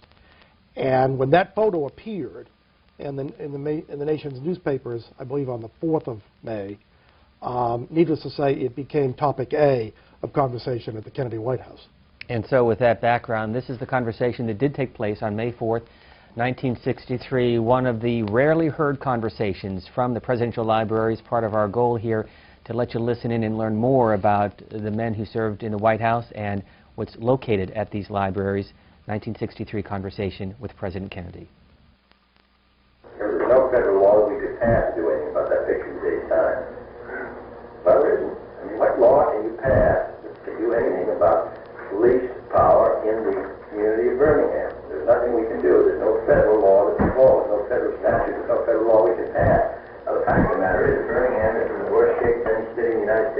that way for a year and a half. We've been working. We got a new mayor who was elected, obviously with all the efforts of this administration, working with the press, getting those papers down there, working with the steel companies to try to get them to change their attitude. The new mayor was elected, was coming in on May 18th, was elected by the Negroes. He was a minority of the white vote. But it's being challenged in the Supreme Court. He doesn't take office. The Supreme decision is reached on May 18th. As it is today, Bull Connor's in charge, and it's just what Bull Connor wants. I personally think that I'm in charge down there. I would wait until the new mayor comes in. That's the only hope we're going to have now. Another bad day down there. Prisons are full. I mean, Bull Connor just eats this up. What they want is, what the governor wants is to put the National Guard in there. That's what's going to happen there. So I would have, if I'd been in charge of the operation, and I think this was a substantial view, I would have waited for the new mayor. And that's the best hope of Birmingham. That's what all this after 3 years has been on. May 18th, I think it's terrible, the picture in the paper. The fact of the matter is that's just what Connor wants. And I know that as I say, Birmingham is the worst city in the South, and they have done nothing for the Negroes in that community, so it's an intolerable situation. That there's no argument about. I'm not saying anybody ought to be patient.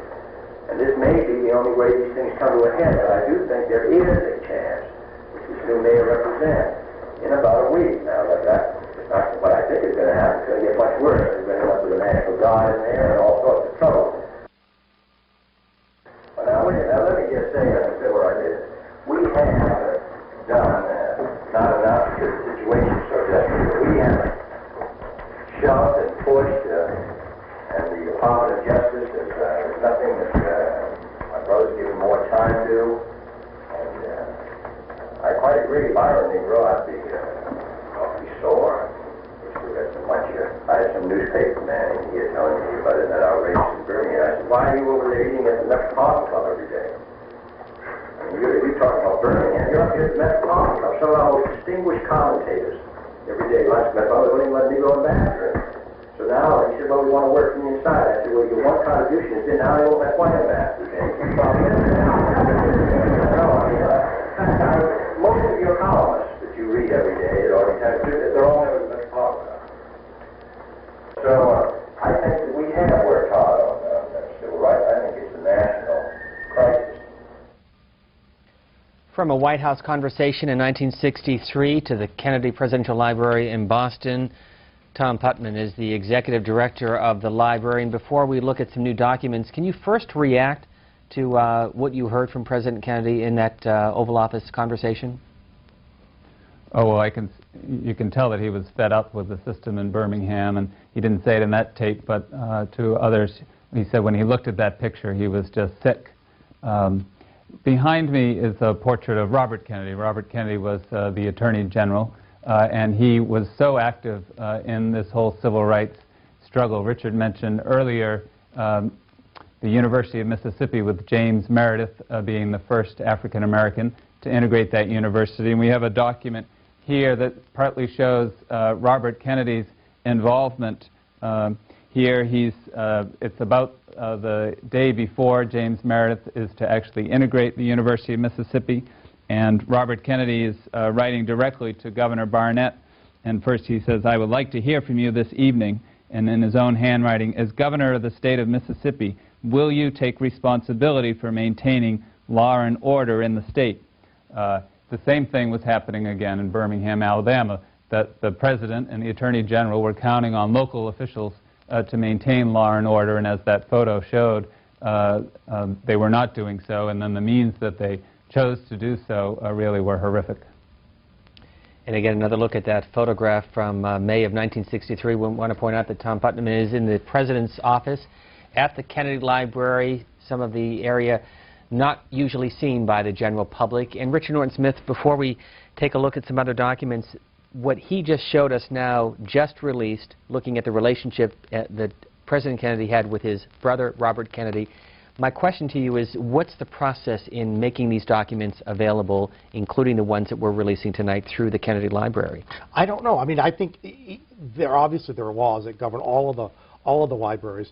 But for example, oh gosh, since the most recent act, the Presidential Records Act, for example, is in effect, that governs more recent libraries, and that means that basically researchers call the shots, by indicating things they want to see. There used to be what was called systematic processing, where basically archivists would sit down and process whole collections, individuals or topic matters.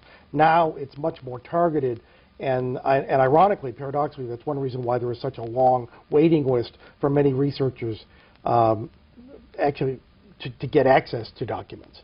And again, if you want to get more information or look at some of these documents, also additional film that is not part of this specific program, but you can look at other films and photographs from the Kennedy Library. Log on to our website at cspan.org/presidential libraries, or just click on Presidential Libraries, and you can watch from the Kennedy years and also dating back to the Hoover administration all the way through to the Clinton administration. A month after that conversation in the White House, President Kennedy addressed the nation on the issue of civil rights. This is June 1963. Good evening, my fellow citizens. This afternoon, following a series of threats and defiant statements, the presence of Alabama National Guardsmen was required on the University of Alabama to carry out the final and unequivocal order of the United States District Court of the Northern District of Alabama. That order called for the admission of 2 clearly qualified young Alabama residents who happened to have been born Negro. That they were admitted peacefully on the campus is due in good measure to the conduct of the students at the University of Alabama, who met their responsibilities in a constructive way. I hope that every American, regardless of where he lives, will stop and examine his conscience about this and other related incidents.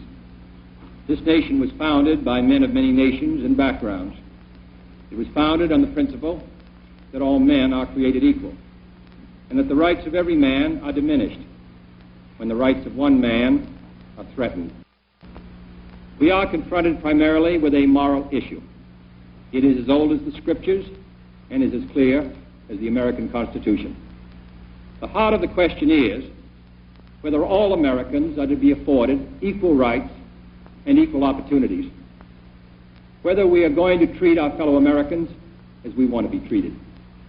If an American, because his skin is dark, cannot eat lunch in a restaurant open to the public, if he cannot send his children to the best public school available, if he cannot vote for the public officials who represent him, if, in short, he cannot enjoy the full and free life which all of us want, then who among us would be content to have the color of his skin changed and stand in his place?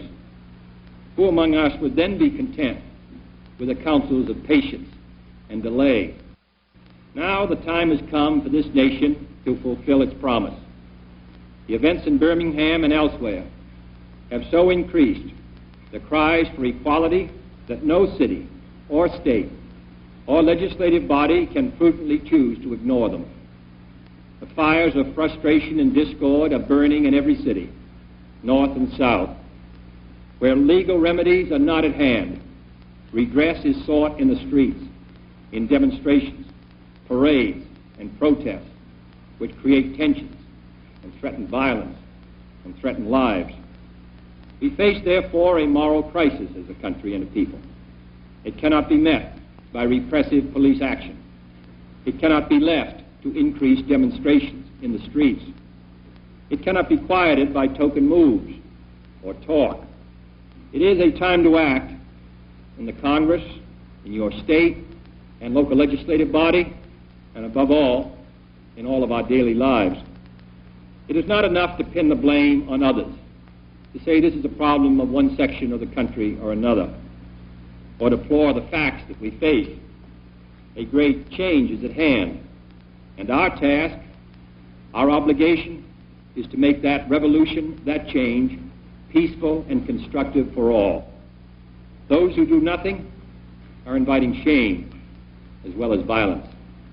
Those who act boldly are recognizing right as well as reality. And during the same time period, President Kennedy meeting with civil rights leaders, including Dr. Martin Luther King, and you can see Vice President Johnson in the background from the Oval Office. Our phone lines are open as we continue our look at our 35th president. The number's on your screen, 202-737-0001 for Republicans and 202-737-0002 for Democrats. The summer of 1963. Extraordinarily, I mean, the historical landscape is so crowded. June 10th, that speech we heard a few minutes ago from American University. June 11th, George Wallace stands in the schoolhouse door at the University of Alabama, leading the president that day to announce, "I want to go on television tonight." That speech you just saw is a turning point in many ways, but it's astonishing. It wasn't complete. The president actually had to ad-lib a significant part of his speech because the notice to the television networks was so brief. But what is critical about that speech is, for the first time, this is not a president, as we saw last week, talking about constitutional requirements. This is not a president talking about enforcing court orders. This is a president, for the first time, committing the federal government to really march in the armies of conscience who made up the civil rights movement in the summer of 1963, and who was willing to pay a significant political price. The next day after that speech, Kennedy had bills that were expected to pass in Congress defeated. The reason was because Southern conservatives and conservative Republicans voted in protest against what they heard the night before. We're going to look at some letters in just a moment that are at the Kennedy Library related to George Wallace. Who was he?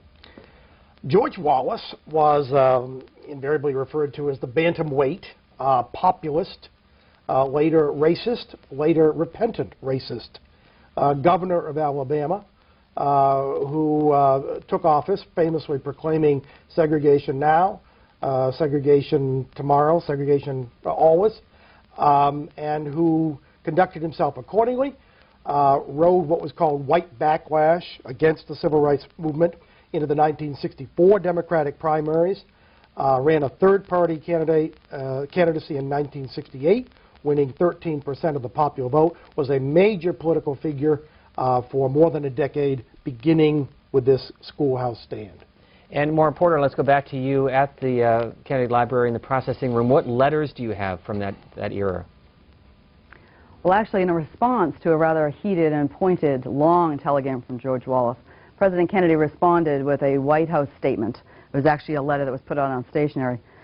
In the Wallace telegram, he told President Kennedy that President Kennedy had absolutely no constitutional authority to send federal troops into Alabama, that was a state issue and states' rights, and without him approving it, that was not to be. President Kennedy answers him rather strongly by saying under Title 10 of the U.S. Code, Section 333, he had not only responsibility but an obligation to protect the constitutional rights of those citizens in Alabama whose constitutional rights were being denied. Richard Norton Smith, this idea of a speech to the nation, really going above the press corps and speaking directly to the American people, was it still new, unique, novel? It was novel enough, and it was well done enough by this president. There was a sense of heightened drama about those years. Not only the Cold War, but the Civil Rights Revolution. There was an intense focus upon Washington. Television contributed to it. There was a drama surrounding the Oval Office. And as we've seen this evening, as I've said earlier, an acceleration of history. And so in the old cliche, the man in the moment, and in this instance, the cause, had met. Next call is from Louisville, Kentucky. Go ahead. Good evening. I'm thoroughly enjoying this program and all of them in the series. My question tonight is that President Kennedy, obviously, when he went to Dallas, was starting off his 1964 campaign. And with all of the issues he had to face, I was just wondering if there's much in the archives at the library to support that his administration had done a lot of planning toward the 1964 campaign and what he thought he would promote as his great accomplishments in that re-election campaign. Thanks for the call. Tom Putnam, you have an exhibit that includes memories of the 60 campaign. What about 1964? Well, the point that I wanted to make when I hear the Civil Rights Address, and I think Richard made it earlier when talking about President Kennedy's trajectory, is that really this was a moment where he showed true political courage. Because, again, it was the summer of 1963. He was preparing for his re-election, and he really did the right thing rather than the politically expedient thing. He put the national interest above his own political interest and really the interest of the Democratic Party, because he had won a very narrow victory in 1960 and he had carried the South, and he didn't know who his Republican opponent would be. His fear was that it would be Nelson Rockefeller. It would be a very close election, and the South could have swung that election. And so again, this really is a moment where he lived up to the very challenge he wrote about in Profiles in Courage. Richard Norton Smith, one what-if question. Would he have debated Barry Goldwater in 1964? You know, what if? You know, I like to think he would have. He liked Goldwater. Goldwater liked him. There was a genuine friendship, fondness, and a kind of a good-natured camaraderie. I think he thought that Goldwater would be easy to defeat, certainly the simplest, the easiest of his prospective Republican opponents. In many ways, it would have been in his interest to debate Goldwater. Conshohocken, Pennsylvania, you're next. Good evening. How are you? I got a question for Mr. Norton or one of the guests. The film footage that you're showing tonight, and also including the assassination footage, can that be purchased at the library? Is there any way that you can purchase any of these archival footage, maybe from a store or something, if you have a library store? I don't know. What's the... Thank you. We'll get a response from Tom Putnam. Well, yes. I mean, first we do have items. Some of those iconic items are available in our store. You can go to our website, jfklibrary.org, to purchase books and other posters and things like that. And then we have a research room, and there are some images in the research room that are copyrighted, but there are others, images in the research room that were taken by photographers who are working for the United States government, and therefore they're in the public domain. So again, people who publish books purchase those photos. And so if you want to contact us through our website, again, come to that. You'll get the email address. We can put you in touch with our AV archivist to facilitate that. And how do you go about getting these documents, this film, outside of what the White House shot during his nearly 3 years as president? Well, again, if it's outside of what the White House shot, then they're copyright issues, so that really isn't available to the general public. But for you personally, as you try to research the Kennedy presidency? Oh, right. So people can come and they have access to what's in our holdings, and then as probably C-SPAN may have done this evening, people can purchase, they can talk to the people who hold the copyright, and so then they can include the footage in the documentaries that they're making or TV shows like this evening's program. And again, we encourage you to go to our website to learn more about the Kennedy presidency and also to see many more films. Hazleton, Pennsylvania is next. Go ahead, please. Thank you so much. It's a very interesting program. The Kennedy election was my very first presidential election that I voted in. I am a senior citizen. We were, at that time, in that era, a nation of hope and a nation feeling that we had a bright future. There were some things that were not good, but compared to today, it was a nation of hope, and I feel that we had a very, very strong leader, and I would suggest that some of our candidates that are presently running study his presidency and really learn something from it.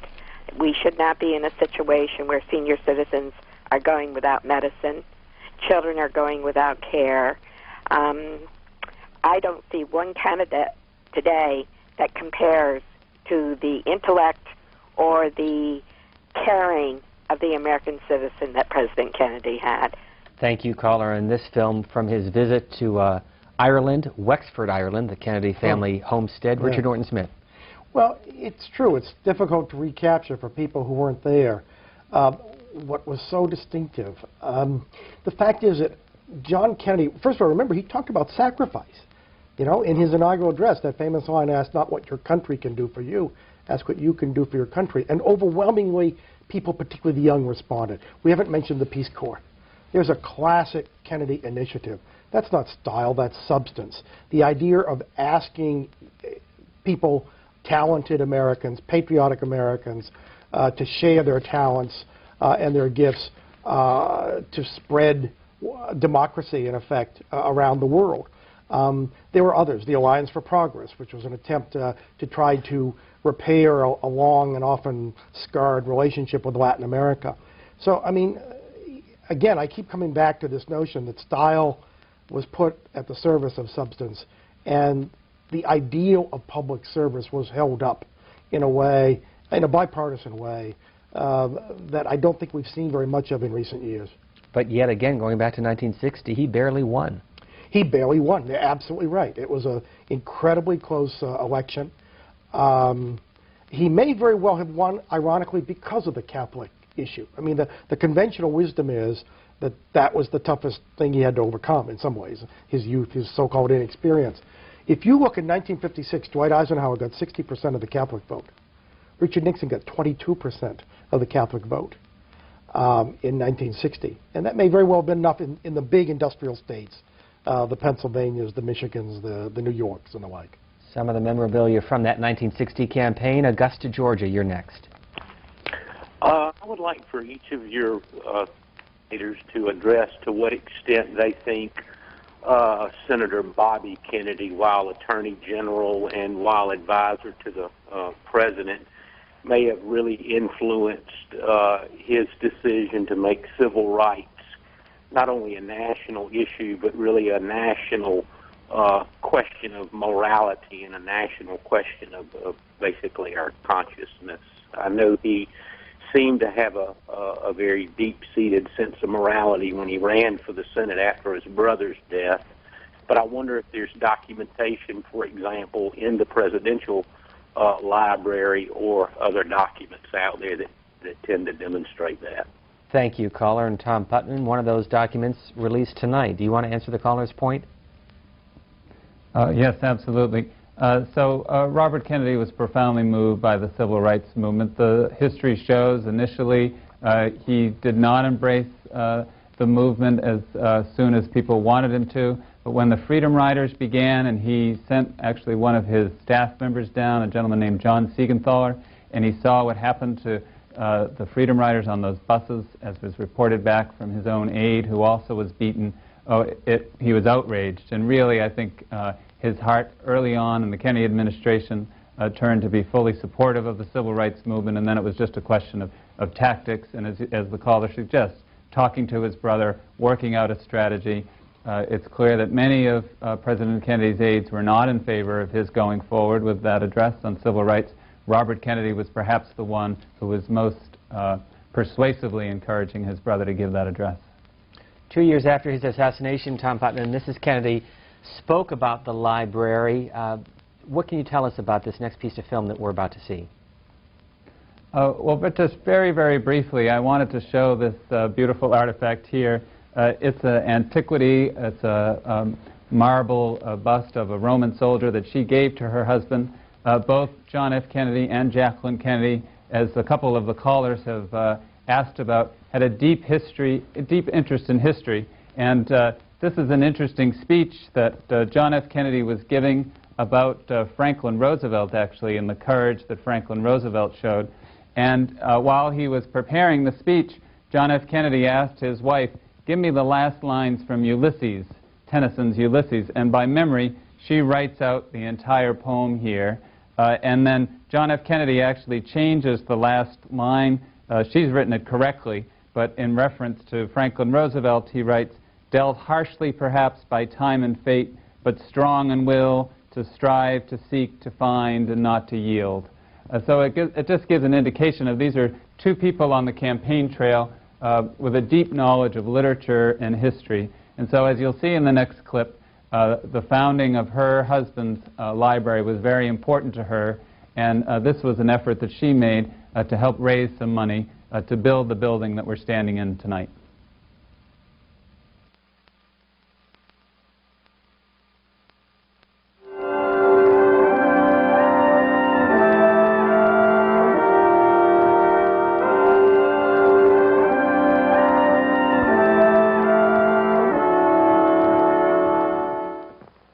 I would like to say a few words about the John Fitzgerald Kennedy Library.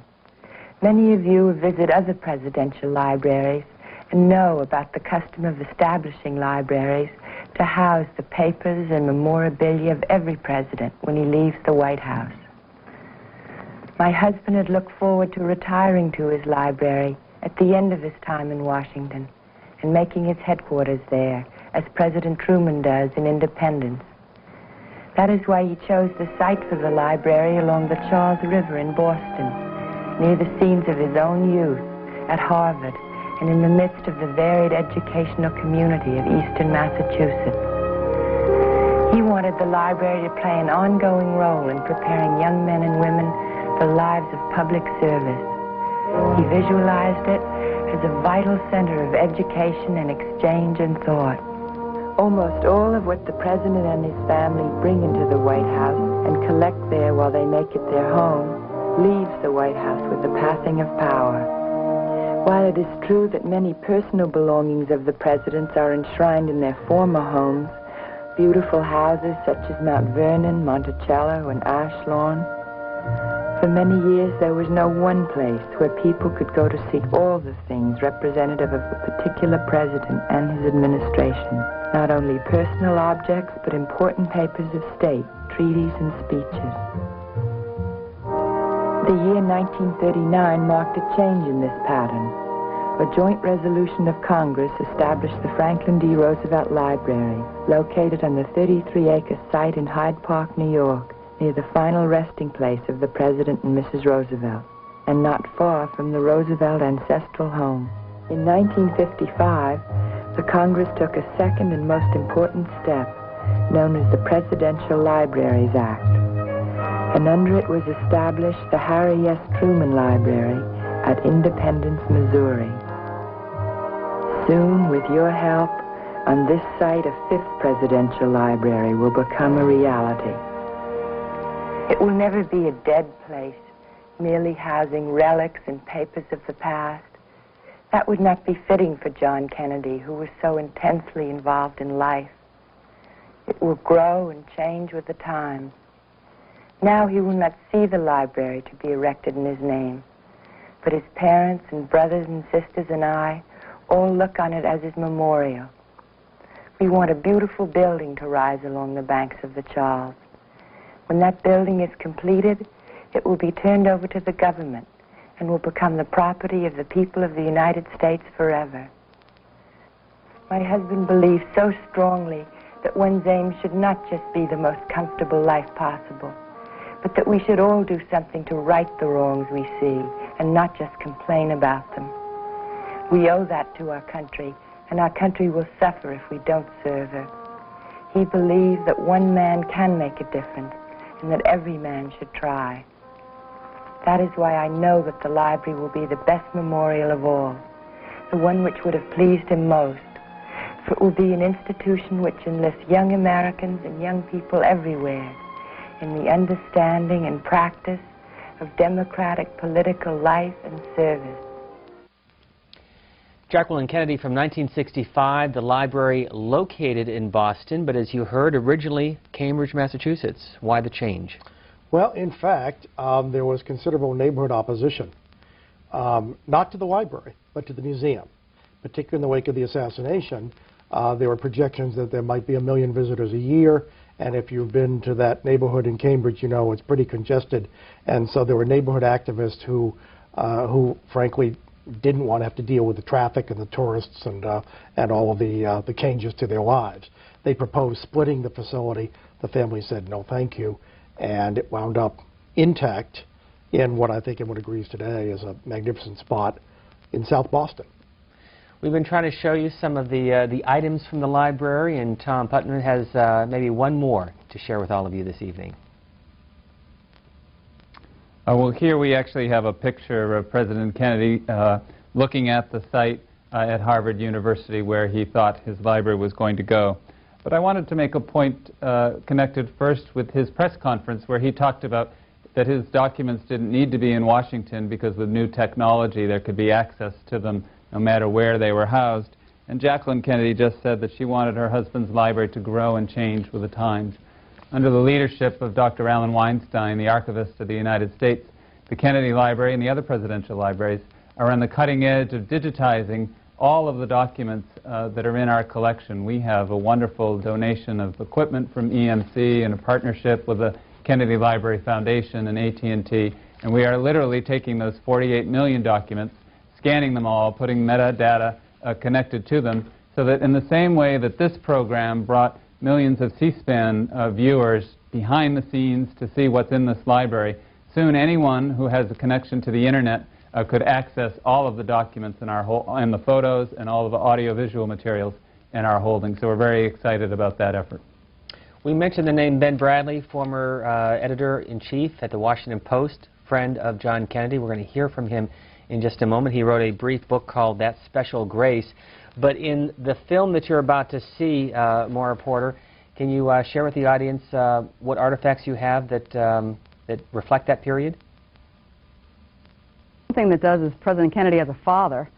This particular painting was done by Caroline Kennedy, and Ben Bradlee, in his book, Conversations with Kennedy, relays a story that Jacqueline Kennedy shyly told her husband that she had spent $600 to buy this painting from an artist friend of theirs. The president was a little shocked at the price, and not only that, but the change in style of the artist. And then she told him that it was Caroline's. And his response, as a dad would be, was, "Pretty good color." And you also have something from the film that we're about to see, I think, that, that Caroline Kennedy used with her horse, Macaroni.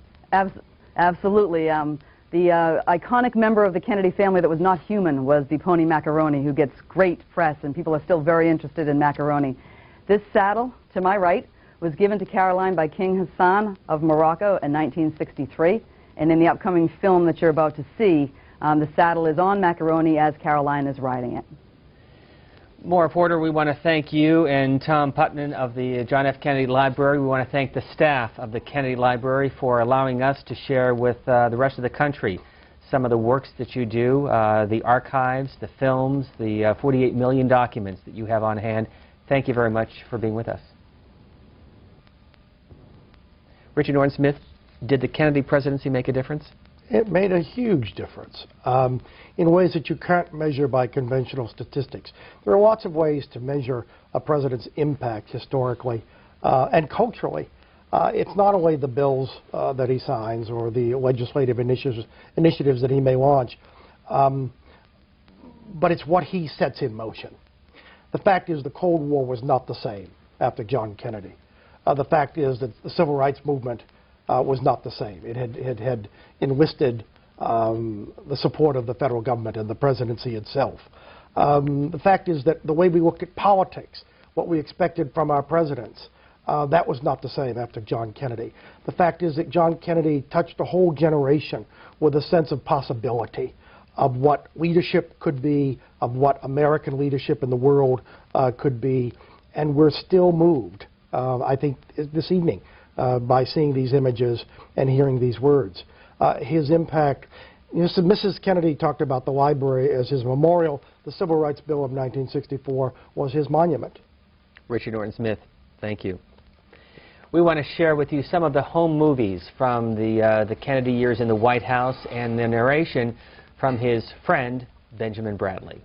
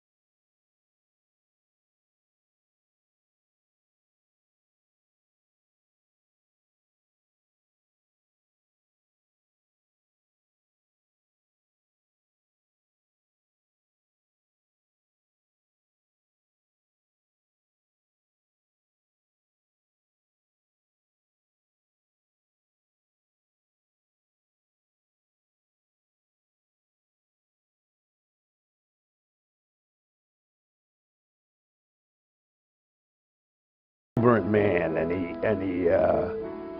didn't get much chance to show it. I mean, he didn't.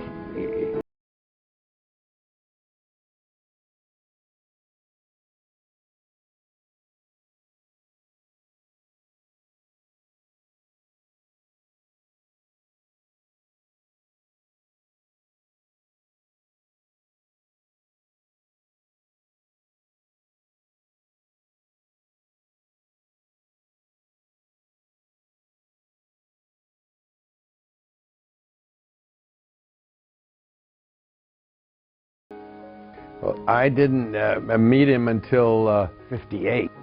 And then he bought a house right next door to mine in Georgetown on N Street. And the friendship started. And as he said, it's hard to make friends in the White House. You go in the White House with the friends you've got. There weren't many people that he didn't like, so that he counted on having a good time at lunch or dinner.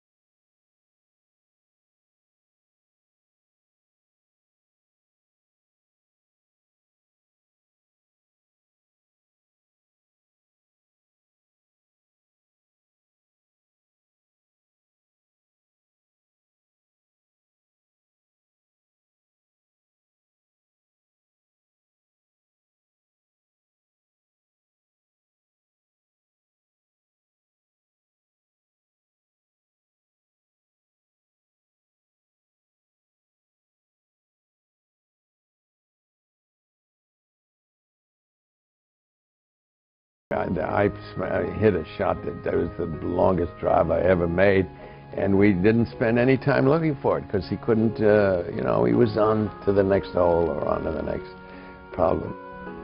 Jackie liked it to ride. I remember him riding on that at least once or twice, yeah. He had a kind of a fearless quality about it. It looked to me like he was about to fall off all the time. Well, there's one weekend there in Virginia, there at Toker. It was a lovely, sunny, cool October day, and it seemed a good time to have a Bloody Mary.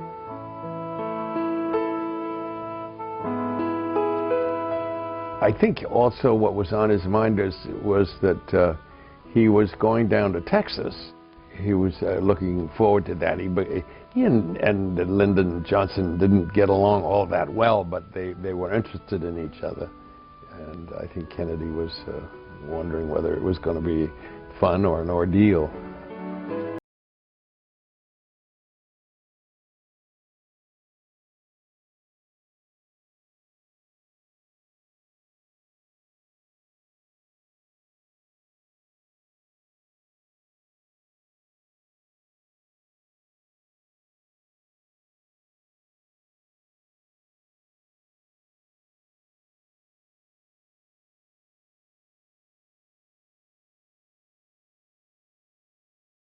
John Kennedy had a Walter Mitty streak in him, as wide as his smile. On the golf course when he was winning, he reminded himself most of Arnold Palmer in raw power or Julius Boros in finesse. When he was losing, he was the old warrior at the end of a brilliant career, asking only that his faithful caddy point him in the right direction and let instinct take over.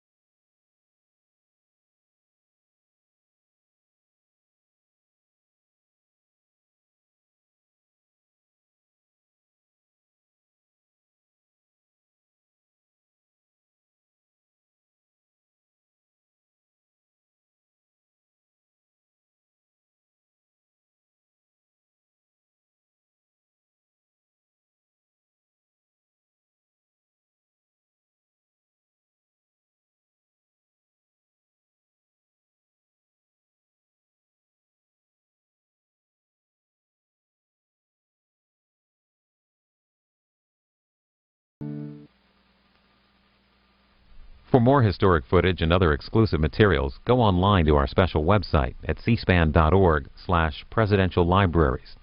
As part of the Presidential Library series, C-SPAN Radio will air recordings from our visit to the John F. Kennedy Presidential Library in Boston. We'll have a December 1951 Meet the Press program with then Congressman John Kennedy as guest.